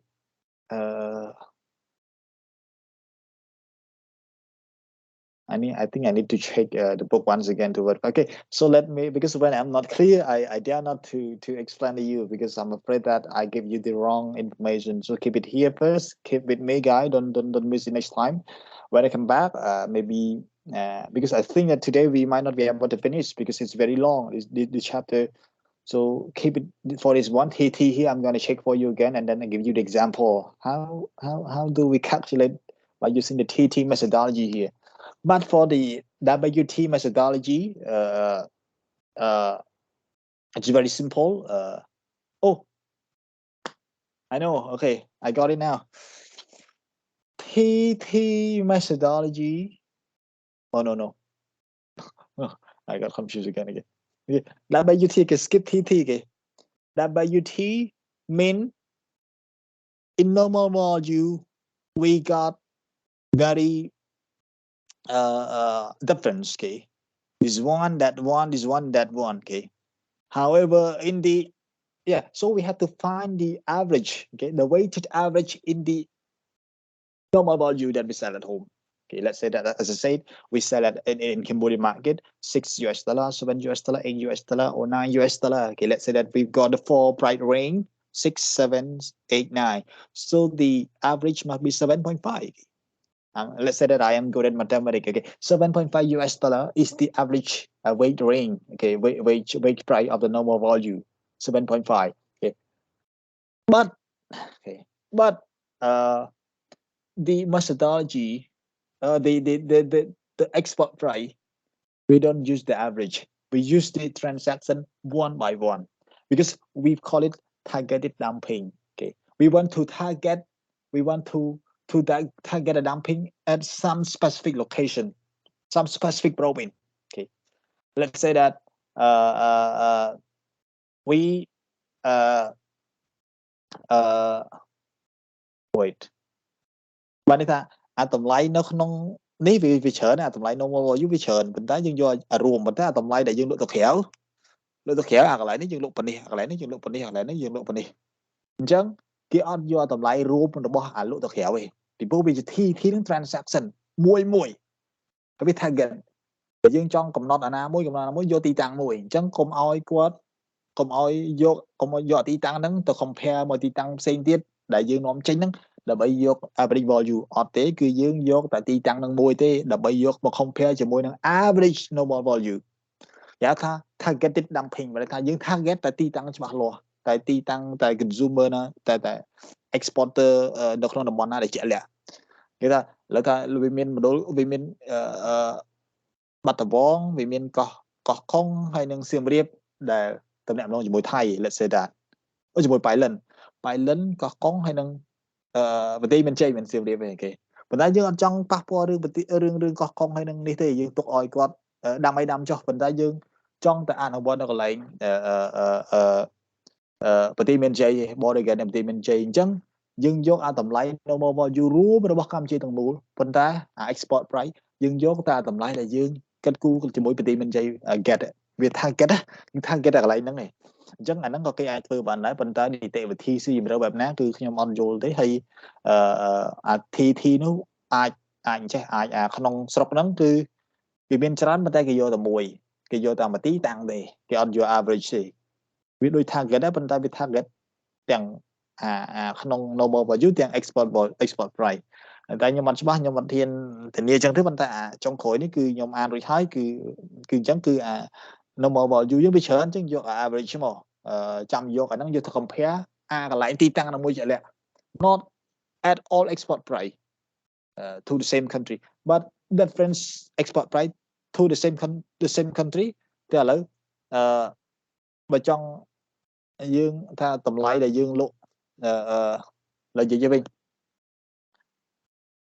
តម្លៃដែលយើងលក់តាមច្រកកោះកុង$8តម្លៃដែលយើងលក់អានេះគិតbroker អីយើងបូកចូលទាំងអស់ចុះគិតទាំង broker គិតទាំងអីបូកថែមថយវា$8តម្លៃយើងលក់នៅប្រទេសមានជ័យ$7តម្លៃយើងលក់នៅប៉ៃលិនគឺ$6អញ្ចឹង8 7 6ហើយតម្លៃយើងលក់ក្នុងស្រុកគឺវាមានច្រើននេះប៉ុន្តែយើងយកតែមួយមកយើងយកតែវាមាន11 12 13 14អញ្ចឹងយើងយក12កន្លះឬយើងយក12ចុះយក12អានោះអញ្ចឹងក្នុងស្រុក normal value យើងបាន average ហើយគឺ$12រីឯយើងលក់ទៅថៃគឺ8 7 6ដល់ពេលយើងដាក់យើងមិនមែនយក average អានេះយើងហៅថា VWT methodology យើងអត់យក average នៃ6 7 8យើងឃើញ6កន្លះឬក៏7ទេគឺយើងដាក់អា6យើងឥឡូវយើងអា2យើងមិនទាន់ធ្វើទេអា6យើងដាក់ dumping នៅកន្លែងហ្នឹងសិន dumping រក identify dumping គឺយកតម្លៃ$6ហ្នឹងយកមក compare នៅ12អញ្ចឹងវាឃើញ dumping margin គឺវាឃើញ$12អានោះ$12ក្នុងស្រុក average ហើយក្នុងទឹកដីកោះកុងប៉ៃលិននេះគឺ$6និយាយតែប៉ៃលិនផ្សេងទៀត$7 8វាមានប្រទេសមានជ័យហើយនឹងកោះកុងយើងអត់និយាយយើងនិយាយតែប៉ៃលិនទេអញ្ចឹងយើងយកតម្លៃ$6របស់ប៉ៃលិននោះមក calculate ជាមួយនឹង$12 average នៃ normal value ប្រមាណដុល្លារដែលយើងឃើញ dumping margin ប្រមាណដុល្លារ$6នៅច្រកប៉ៃលិនយកមក calculate ជាមួយនឹងnormal value យើង$12វាដឹងតែមាន margin ទេពីព្រោះតម្លៃលក់ចេញថោកជាងតម្លៃលក់ក្នុងស្រុកប៉ុន្តែ dumping margin ប្រមាណដុល្លារដុល្លារមានអីប្រមាណដុល្លារចុះមកជេកបូកដកលេខ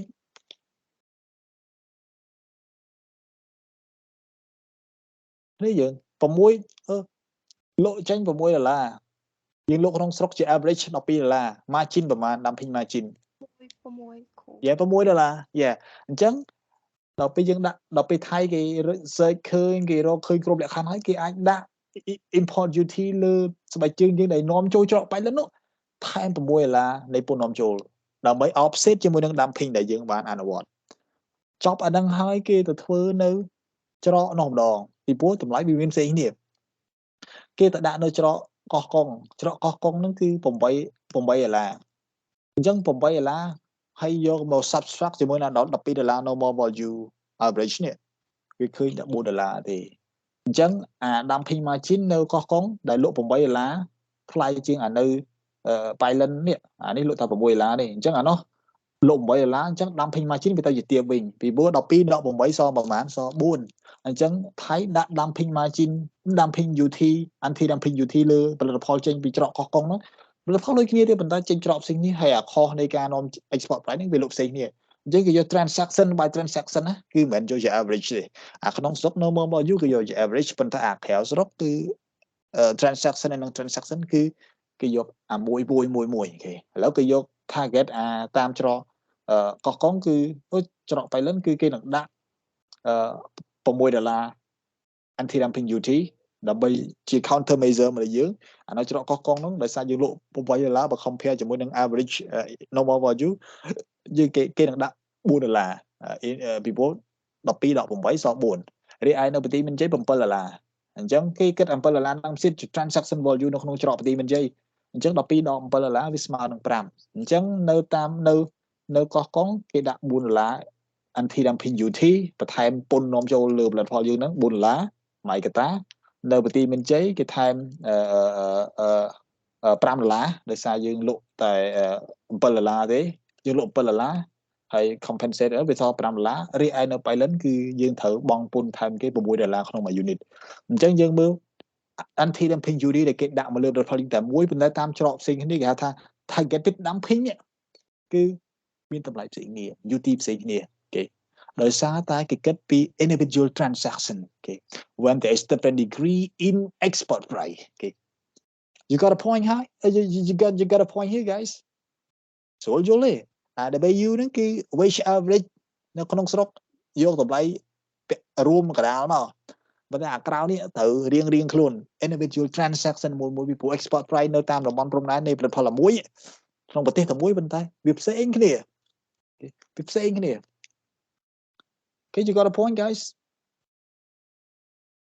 តែទី2ខ្ញុំអត់ទាន់ច្បាស់ខ្ញុំសុំនេះសិនសុំអត់ទាន់បញ្យល់បានទេជាពាក់សិនប៉ុន្តែទីអានោះយក average compensate ជាមួយ average ឃើញ dumping margin ហើយអាទី2ទុកសិនអាទី3គឺយក average ទៅបូកជាមួយ individual transaction គឺឃើញហើយគឺឃើញdumping margin ដែរវាហៅគេហៅថា targeted dumping margin targeted dumping ដែលដាក់គោលដៅគឺមានគោលដៅច្បាស់លាស់គឺមិនដាក់ជា overall ទេមិនយកជា average ទេ Okay so you got a point I think very simple guy yeah it might be more complicated than this but in a simple nature let us understand it this way okay WWTT methodology and WT methodology okay all right so you got a point now វារៀនពិបាកប៉ុន្តែគាត់សូម្បីខ្ញុំក៏ចង់ច្រឡំដែរប៉ុន្តែឲ្យយើងយល់ថាអានេះវាពិបាកយ៉ាងណាហើយវាមិនមែនជាការងាយស្រួលគ្រាន់តែរកឃើញ margin ហើយរកឃើញ dumping ឯងដាក់ងាយបាននេះគឺត្រូវកណនាត្រូវរក scenario ត្រូវមើល case ទៅមើលអី Okay so can I move on guys Yes yes Okay ហើយមិនចាំឲ្យខ្ញុំទៅឈើសុំបញ្យល់អាកណ្ដិតទេ Oh sorry I cannot explain in mud alright the poorest guy in mud I think I used to tell my student many times that I got only 51 in microeconomic at IEPL very disappointed but I had to accept alright I had to accept and even in my study in the UK or when I study in Japan or in other training course in Singapore and so on when I faced the mathematical calculation I always got my face down because I was very inferior especially my study in the UK that I studied with ASEAN students especially those guys from smart guy from Hong Kong from Japan and also the smart guy from Europe okay and when professor mentioned about the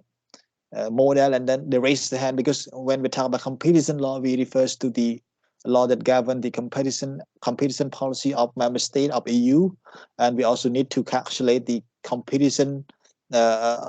policy, vertical arrangement, horizontal arrangement,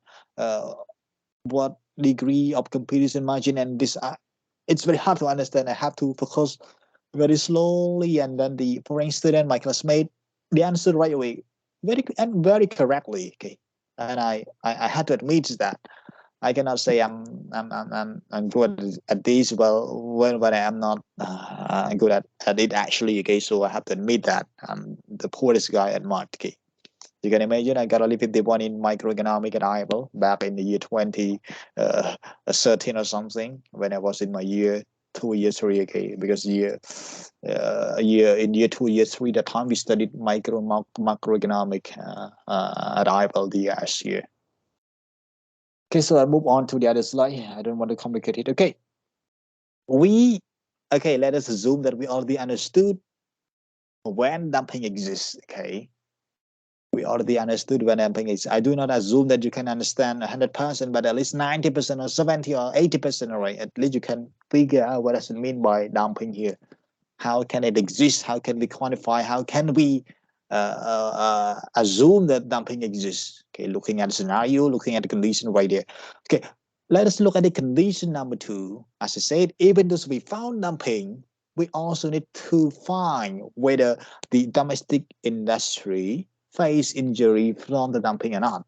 Okay, face any injury or not, or any threat of injury. Sometimes it is not injury, but the threat of injury, the prospect of injury that the company will be facing. So they also need to file the complaint against the dumping port. Okay. Article 3, paragraph 1 is an introductory paragraph providing that the injury determination shall be based on the positive evidence and involve an objective examination of both the volumes of the dumping import and the effects of the dumping import on the price in the domestic market for the light product, and the subsequent impact of those import on the domestic producer of such product. Okay, so this is very ordinary, very simple, because we can capture what does it mean by the word, by the paragraph implication here. But what I want to stress here is to define what do you mean by domestic industry. Okay, as I said, if only your company out of among 1,000 other companies that produce the same kind of good in Cambodia, and then only you that face injury. So can you assume yourself as domestic industry to file complaint against the other company, against the other country company? Look at the article here, Article 4, Paragraph 1 of the Anti-Dumping Agreement 1995. It said that domestic producer as a whole of the light product. Okay, so domestic industry is the domestic producer as a whole of the light product, or those of them whose collective input of the product constitute a major proportions of the total domestic production. Again, there are two scenarios here. You can assume yourself as the domestic producer of this product when your company, okay, is the whole producer of all the product here. Is the producer of all the product that face injury here. Okay. The light product that face injury here. Or if not the whole light product, at least the collective inputs of your many company, okay, of the product constitute a major proportion of the total domestic production of the product. It means that, okay, និយាយខ្មែរស្រួលយល់ពីព្រោះនេះវាងាយៗក្រុមហ៊ុនមួយចំនួនតែមួយហើយក្រុមហ៊ុន1000ទៀត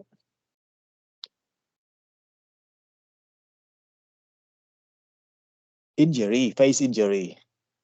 ហើយដល់ពេលយ៉ាងហើយយើងឃើញ dam import យើងឃើញទាំងអស់គេក៏ឃើញដែរប៉ុន្តែគេអត់ injury ទេក្រុមហ៊ុន1999ទៀតយើងនិយាយ1000ក្រុមហ៊ុន999បូក1របស់យើងហ្នឹងគ្រប់1000ប៉ុន្តែ999ទៀតគេឃើញ dumping exist ហើយប៉ុន្តែគេអត់មាន injury ទេចាប់តែមានតែយើងមួយគត់ដែលមាន injury ជាងសួរថាតើយើងតឯងនេះអាច claim បានអត់ថាយើងជា domestic injury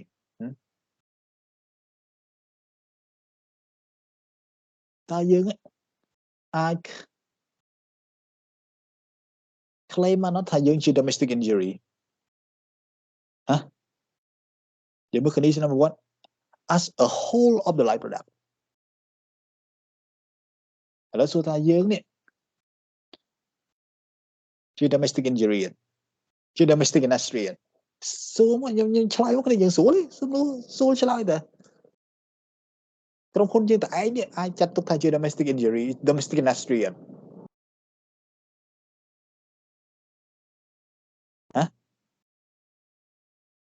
no ថា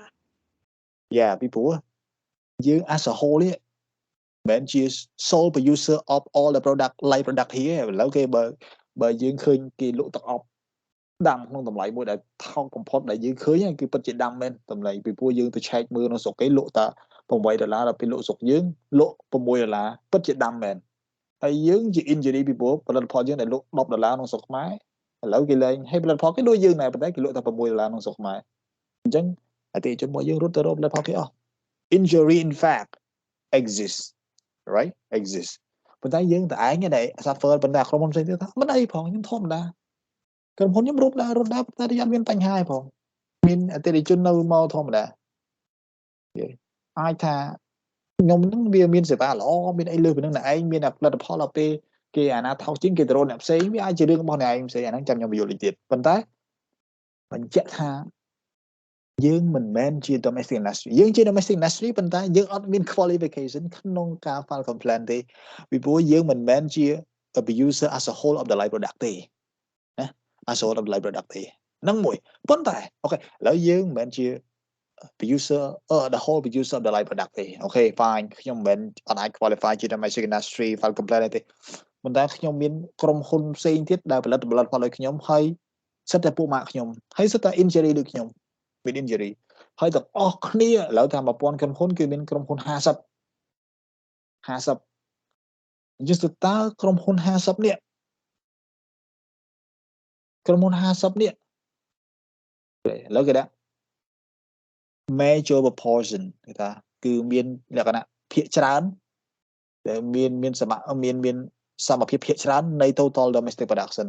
ឥឡូវយើងក្រុមហ៊ុន50នៃក្រុមហ៊ុន1000ហើយក្រុមហ៊ុន50មាន face injury តើយើងជាក្រុមហ៊ុនភាគច្រើនដែរនៅហើយយើងអាច qualify ជា domestic industry បាននៅពីណាអាចឆ្លើយបានហើយមានអីបបា50លើ1000នេះយើងអាច qualify ក្រុមហ៊ុនយើងទាំងអស់គ្នានេះ combine ចូលគ្នានេះខ្លាយទៅជា domestic company បាននៅដើម្បីប្តឹងគេបាននៅខ្ញុំអត់និយាយក្រុមហ៊ុនទាំងអស់នេះនិយាយតែក្រុមហ៊ុន1000ហ្នឹងប៉ុន្តែក្រុមហ៊ុនហ្នឹងផលិតផលដូចគ្នាទាំងអស់ហើយក្រុមហ៊ុនយើង50បូកចូលគ្នាអត់បាន1000ទេពីព្រោះផ្សេងគេអត់ face ទេប៉ុន្តែយើង50ឯងបូកចូលគ្នា50នៃ1000នេះតើយើងអាច qualify ជា domestic industry បានដើម្បីមានលទ្ធភាពក្នុងការប្តឹងផ្តល់បានអត់Yet, why because we are not yet in a major proportion right yeah. very good answer but that is not yet the clear answer yet why because here we don't talk about the number of industry but we talk about what about whose collective input so even though we only 5 or 50 company out of 1000 but our collective input together constitute 2/3 of the overall productions of perfume produced by all 1000 company so if our collective input តែ50ក្រុមហ៊ុនប៉ុន្តែ50ក្រុមហ៊ុនគឺក្រុមហ៊ុនធំហើយ input ដែលក្រុមហ៊ុនផលិតបានដើម្បីលក់ហ្នឹងគឺជាង 50% ច្រើនជាង 50% នៃផលិតផលទាំងអស់ដែលផលិតនៅក្នុង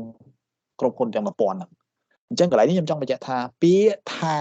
major proportion ហ្នឹងមិនមែនសំដៅទៅលើ industry ទេខ្ញុំក៏អាចយល់ច្រឡំដែរគឺសំដៅទៅលើ input អញ្ចឹងមិនថាក្រុមហ៊ុននឹង2ឬក៏3ឬក៏ច្រើនឬក៏តូចប៉ុណ្ណាឲ្យតែ collective input គាត់ input ដែលគាត់សរុបចូលគ្នា collective input ដែលគាត់សរុបចូលគ្នាបូកទៅវាបានលើស 50% major proportion ហ្នឹងគឺលើស 50% លើស 50% នៃផលិតផលផលិតទាំងអស់ដោយក្រុមហ៊ុន1000អញ្ចឹងយើងអាច qualify ជា domestic industry ហើយ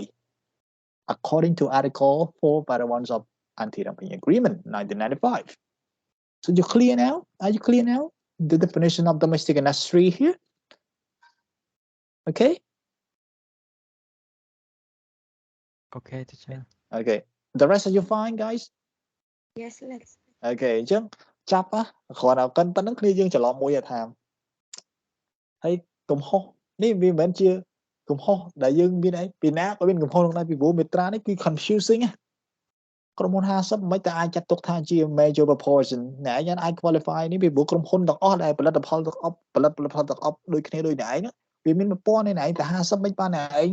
មក claim ថាណែឯងជា domestic industry ពីព្រោះក្នុងច្បាប់ថាតតែ major proportion ប៉ុន្តែយើងសូមបញ្ជាក់ថា major proportion មិនសំដៅទៅលើ proportion នៃ company ទេប៉ុន្តែជា proportion នៃ collective input បើក្រុមហ៊ុន50នេះមាន collective input ទាំងអស់គ្នាបូក50 company វាស្មើនឹងជាង 50% នៃ input ទាំងអស់ដែលផលិតដោយក្រុមហ៊ុនប្រព័ន្ធ according to article 4.1 យើងពិតជាមានលទ្ធភាព qualify ក្នុងការខ្លាយទៅជា domestic industry មានសមត្ថភាពក្នុងការដាក់ពាក្យប្តឹងទៅប្រទេសដែលដាក់ import មកក្នុងប្រទេសយើង okay so again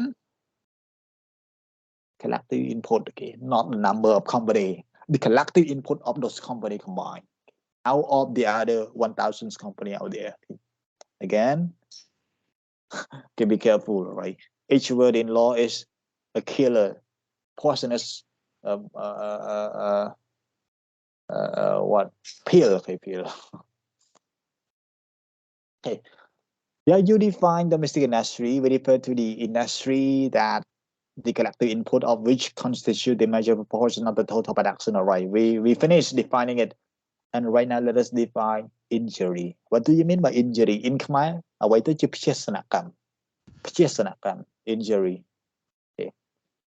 Material injury to a domestic industry. Okay. So we define domestic industry. So right now, let us define what does it mean. Anybody can mute your microphone because I got disturbed. All right. So we need to define material injury. Okay, the material injury here is the significant increase in import, either in relative or in absolute term to the consumptions or production in the domestic market. អញ្ចឹងនៅពេលដែលការនាំចូលក្នុងតម្លៃទាបនេះវាមកកាន់តែកំហុសបើថាកើនឡើងជាកំហុសអូខេបើថាវាធ្វើឲ្យអ្នកប្រើប្រាស់ក្នុងស្រុកដែលនាំចូលនេះអូខេគឺប្រើប្រាស់និយាយថាប្រើប្រាស់កាន់តែច្រើនប្រើប្រាស់កាន់តែលែងប្រើប្រាស់ផលិតផលរបស់ប្រទេសមួយទៀតលែងប្រើប្រាស់របស់ផលិតផលដដែលដែលក្រុមហ៊ុនផលិតផលដូចគ្នាដែលក្រុមហ៊ុនក្នុងស្រុកផលិតគេមកប្រើប្រាស់ផលិតផលដែលនាំចូលដោយតម្លៃទាបដែលលក់ក្នុងតម្លៃប្រខូចថ្លៃអញ្ចឹងនៅពេលដែលមានការនាំចូលការកើនឡើងនៅដាំ import កើនឡើងជាកំហុស significant increase គឺការក្នុងច្បាប់គេតែតាមថាការកើនឡើងជាកំហុសព្រោះយើងស្គាល់ពីកំហុសឲ្យបើថាជាខ្លាំងមែនទែននៃផលិតផលនាំចូលទាំងក្នុង relative term ឬក៏ absolute term ដែល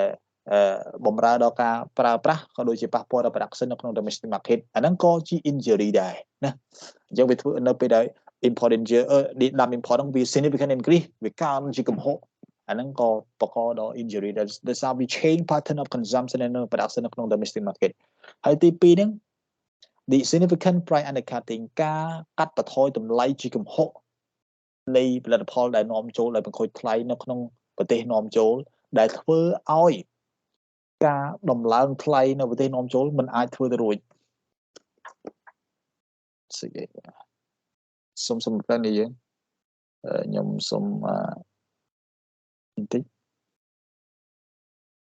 wait guys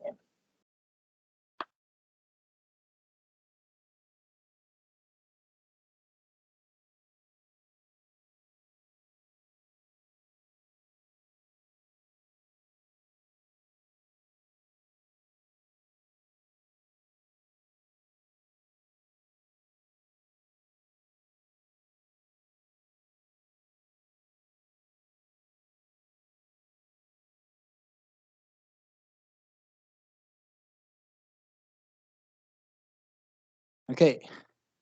អញ្ចឹងអាការប្រកាសទី1ហ្នឹងគឺ injury កើតឡើងនៅពេលដែលការនាំចូលជាកំហុសដែលធ្វើឲ្យប៉ះពាល់ដល់ behavior and consumption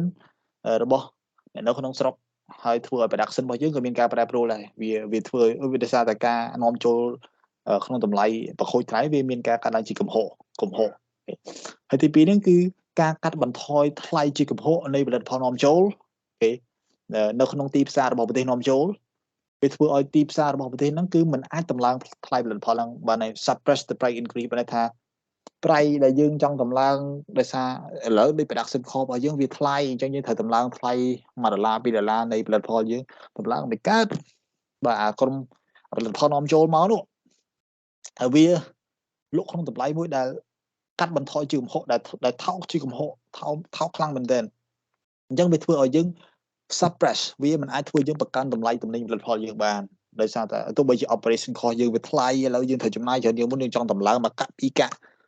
តែនំយើងចង់តម្លើងមួយសេនពីរសេនយ៉ាងទៅផលិតផលឯមួយចំនួនប៉ុន្តែយើងមិនអាចធ្វើបានដោយសារតែអាគេកំពុងថោកយើងកំពុងរងគ្រោះហើយស្រាប់តែយើងទៅឡើងថ្លៃទៀតយ៉ាងណាគេមកទិញមកយើងគេមិនរត់ទៅទិញឯនោះថែមអញ្ចឹងអានេះក៏ជា significant increase significant material injury ដែល domestic industry ជួបប្រទះទី2ហ្នឹងវាមិនមែនជា injury ឡើយទេប៉ុន្តែវាជា threat of material injury វាជាការគំរាមកំហែងដូចថាវាមិនទាន់ជា injury ប៉ុន្តែវាអាចនឹងក្លាយទៅជា injury where the likeliness to face injury is very high to the domestic industry ទី1 increasing rate of import increase that create likelihood of substantially increase importation អញ្ចឹង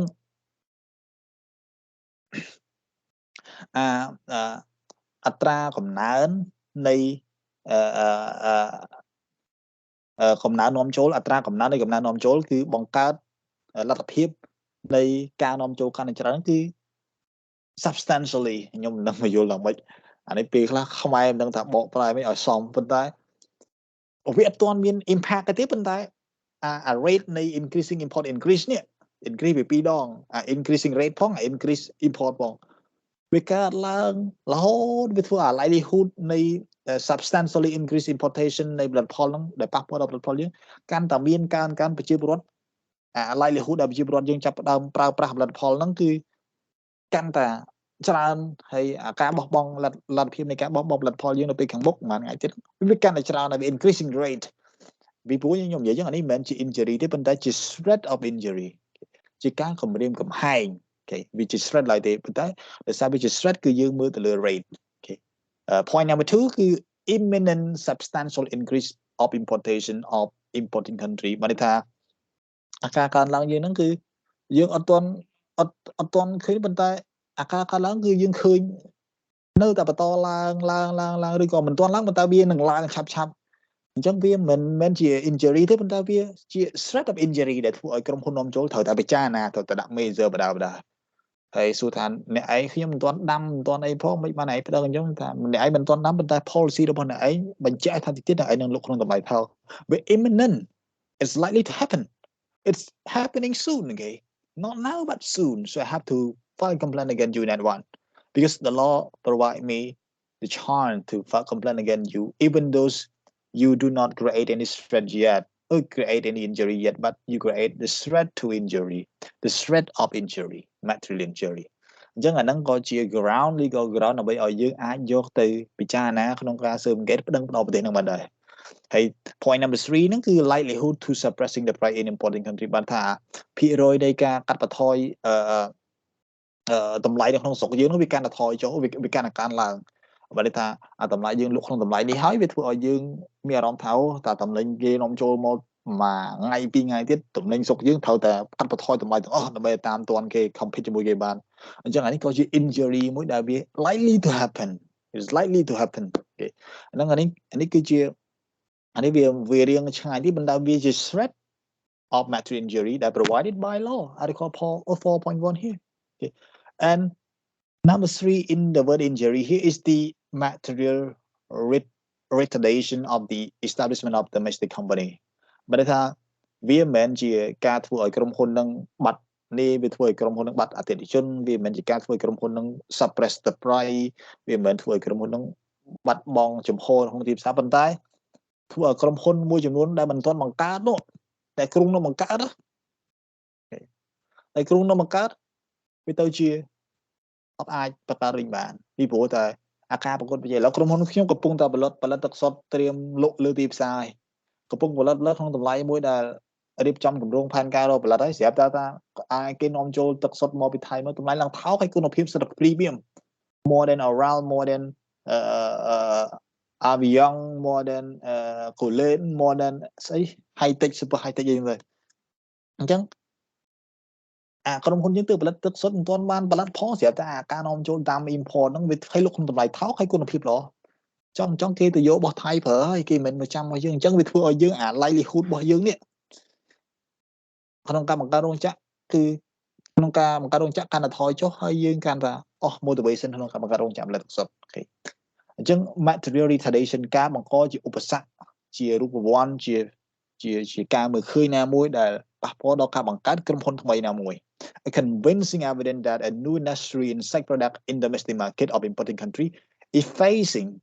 retardation ការពជាពេលឬក៏ការបង្អាក់ខាន due to the increase of dump import អញ្ចឹងអានេះគឺជា injury វាមានតែ injury ភ្លាមមានតែ injury ដែលមិនទាន់កើតយើងមានក្រុមហ៊ុនហើយប៉ុន្តែ injury ហ្នឹងវានឹងកើតឆាប់ហើយ injury មួយទៀតហ្នឹងគឺអត់ទាន់មានក្រុមហ៊ុនទេប៉ុន្តែអាហ្នឹងវាកើតហើយវាធ្វើឲ្យក្រុមហ៊ុនយើងបើក្រុមហ៊ុនបានឬក៏នីតិវិធីនៃការបង្កើតក្រុមហ៊ុនមានការយឺតយ៉ាវជាងមុនដោយសារយើងចាប់ផ្ដើមពិចារណាពីដើម import ដែលយើងត្រូវតែប្រកួតប្រជែងអញ្ចឹងយើងចាប់ផ្ដើមពិចារណាហើយយើងលែងចង់បង្កើតក្រុមហ៊ុនវាប៉ះពាល់ដល់ស្ថិរភាពវាប៉ះពាល់មិនស្ថិរភាពប៉ុន្តែវាជា material ដែលធ្វើឲ្យយើងត្រូវគិតគូរតម្លៃ structure ខុសឲ្យសារថ្មីធ្វើឲ្យលក់ថោក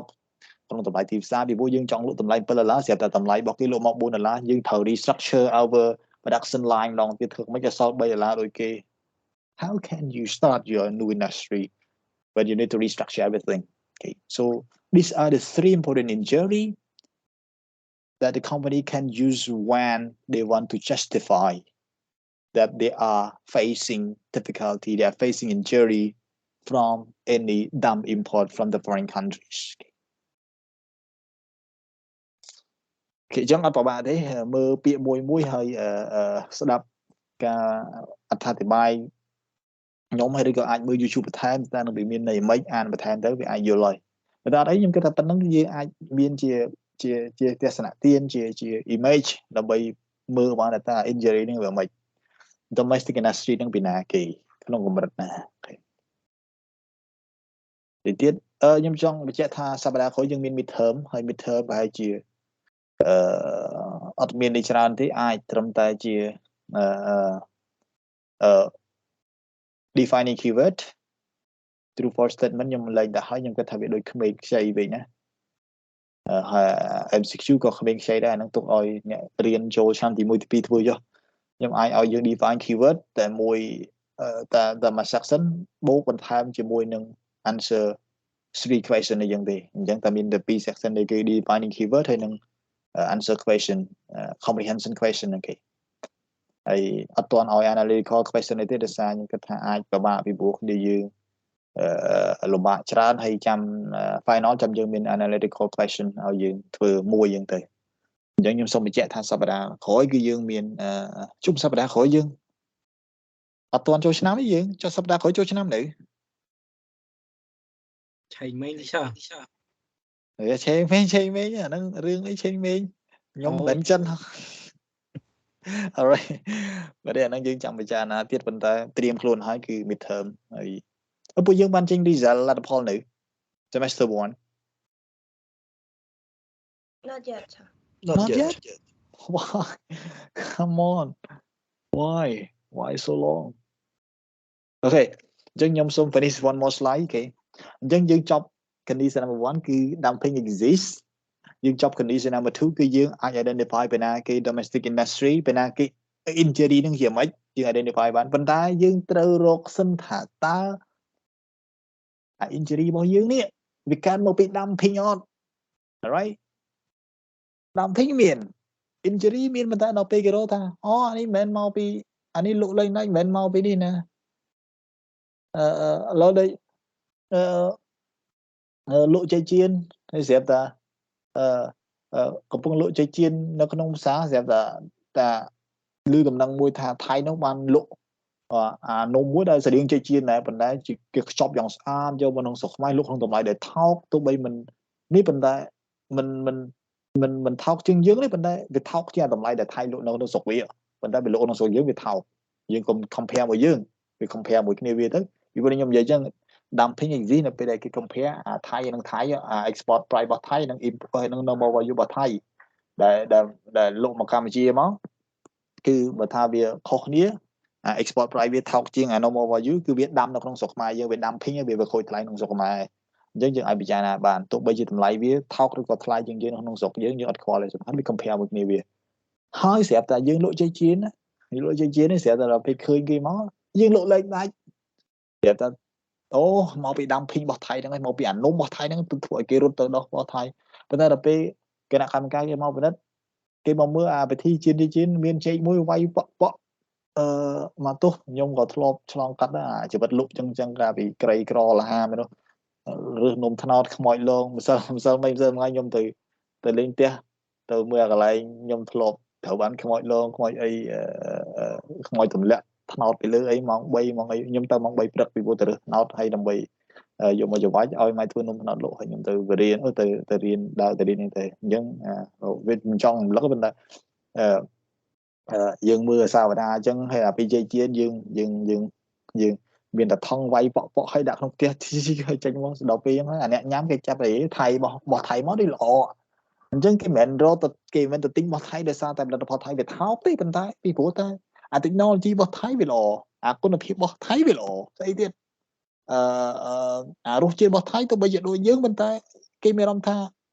cái từ đi bị bố bên miền song đã ISO cái chop cái miền pure con miền phèn lý hay cái itu cái miền mình chop đập về dương họ bỏ lại trôi sang hay đập về dương lộ lên nãy sẽ tập đăng kia thà mà bị dumping productរបស់ថៃទៅធ្វើឲ្យយើងនឹងវាមិនអាចលក់ដែរ no okay. We need to find a causal link between dump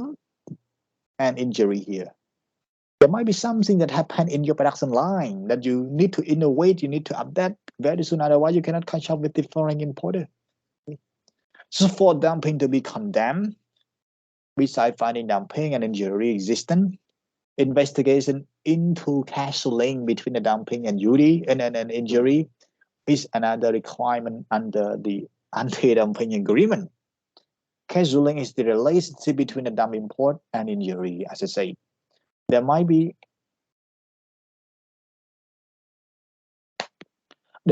some factor which form non-contributions of the dumping on the injury. Trong vì miền ta mới chịu nuốt làធ្វើឲ្យអត់មាន causal link រវាង dumping និង injury. ឧទាហរណ៍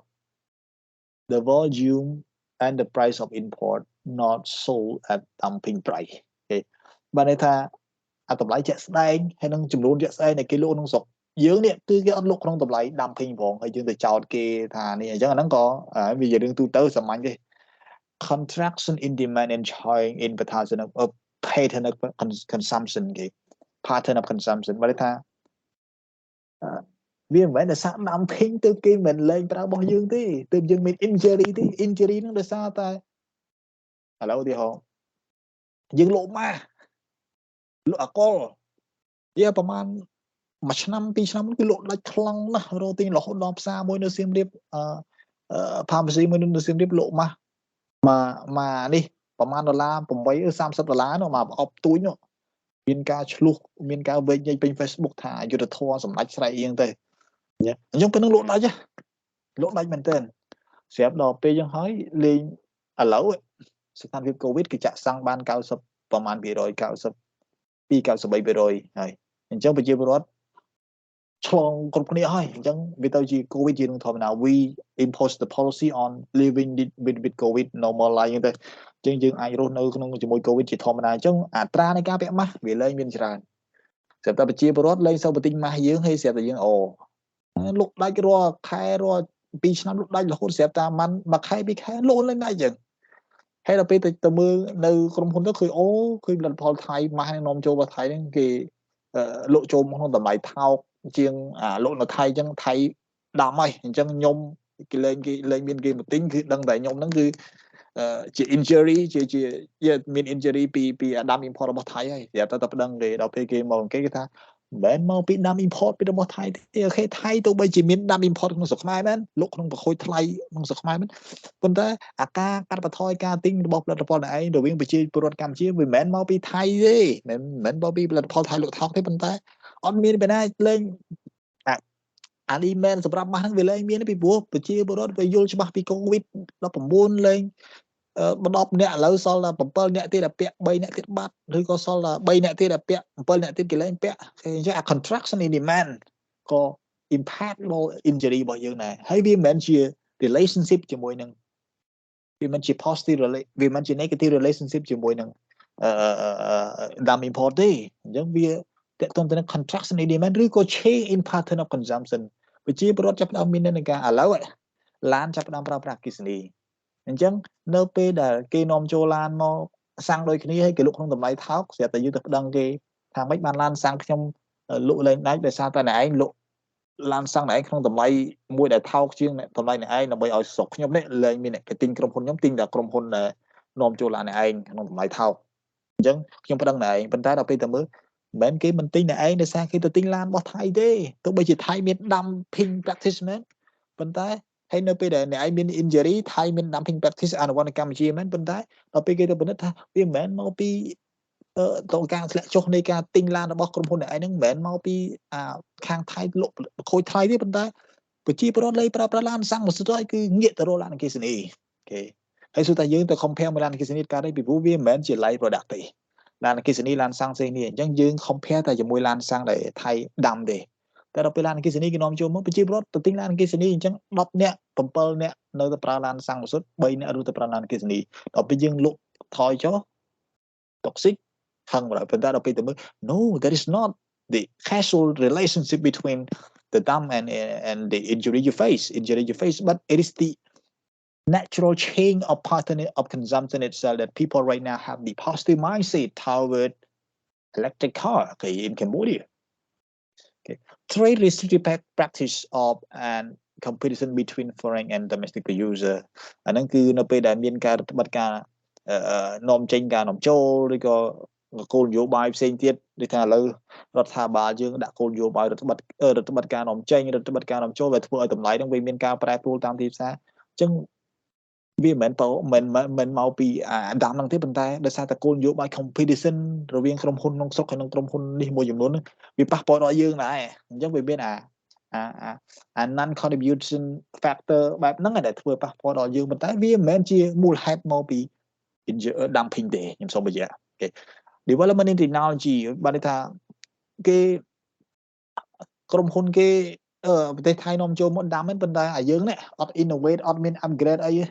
អាទូរស័ព្ទនៅ iPhone ដដែលអត់មានអីណាផ្នែក3ផ្នែក4អាខ្លះតិចទៀតគេមានអង្គតែតិចទៀតគេអាចកាច់ជា2អញ្ចឹងគេមាន technology embedded in new product ដែលធ្វើយើងនៅក្រោយគេអញ្ចឹងអានេះជាមូលហេតុដែលបញ្ជាក់ថា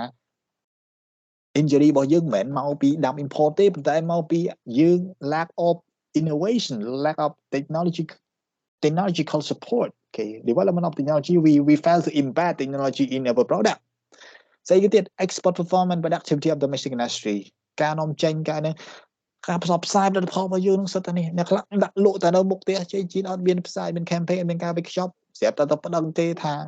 គេលែងទិញឯងដោយសារតែមានដាំ import no look at yourself first you don't have any marketing campaign your productivity is kind of very low អ្នកខ្លះចឹងមិនគេថាអ្នករស់ស៊ីមិនស្រួលអ្នកធ្វើការ stable ជាង stable មិនត្រង់ថាការងារបានប្រាក់ខែរហូតអ្នករស់ស៊ីហ៊ានតែឈប់មួយថ្ងៃទៅដើរលេងឈប់2ថ្ងៃវាដាច់មួយចា productivity យើងកាយើងអត់ supply គេទៀងទាត់និយាយ export performance supply performance របស់យើងវាអត់ទៀងទាត់ឲ្យគេក៏គេលែងទិញគេដូរហើយទៅរកទៅទិញក្រុមហ៊ុនហ្នឹងទៅថ្ងៃនេះឃើញថ្ងៃនេះអត់អញ្ចឹងចង់ប្រើផលិតផលដដែលទៅរកក្រុមហ៊ុនហ្នឹងស្រាប់តែលែងមានត្រូវសម្រេចចិត្តដូរទៅអញ្ចឹងមិនទៅរកក្រុមហ៊ុនផ្សេងដែលផលិតផលគេមានឲ្យរហូតឲ្យរាល់ថ្ងៃអញ្ចឹងអា supply performance productivity របស់យើងនេះក៏ជា factor ដែលប៉ះពាល់ដល់ ability នៃការលក់របស់យើងដែរអញ្ចឹងវាមិនមែនឲ្យតែដាំ import ឲ្យតែ injury ដឹងតែ cost ដឹងតែការឡើងពីដាំ import ទេ You got my point guys all right Yes sir. okay what about the rest of you fine Yes true. example ដល់ជ័យជាដល់អី okay but I want you to understand how to simplify all the example possible in order to simplify your understanding. All right, so I got only this point for the last slide, and we got we got 3 more slides, but I cannot finish now because I need to go out with my friend as well, and also it is time. So I owe you 3 more slides and also 1 point of WTT methodology in the previous slide. I'm gonna give you back next week when we finish 3 slides, then we can start our midterm examination right away. Are you fine with that, guys? So I'm gonna upload a slide right now for you guys. Okay. Sure. All right. Teacher. Yes. About the midterm exam, which chapters will they be covered? All chapter, right? Except Ukraine war. So why do you need to care when all the chapter you studied so far were the chapter that you already studied in semester 1? Come on. Very easy, right? But focus on commercial diplomacy, guys, and also the strategy or the strategy of policy formulation. For example, we got agenda setting, we got legal analysis. Okay, so also look at that because I'm gonna give one question to that as well. I should not have told you, but I just want you to prepare in advance so that you can get a very secure score from my course this semester, so that you I just have 3 students of mine to get Chevening scholarship this year. Right now they are advancing to the final round. Okay, so it's my pride, my appreciation, my happiness that I can be a big part because I revise everything of their writing. Okay, I almost completely revise. Okay, to make it more eye-catching, more emotional to the reader. And then right now they are advancing to the final round. So I hope that I can help you right now with the providing of score that can provide you the higher possibility to engage in the application process for any prestigious scholarship program, including the Fulbright, Chevening, Australian Award, and so on. Right? So, but I highly recommend only 2 Fulbright and Chevening because in the US and UK the education is very effective, high quality, and the amount of English as well. Okay.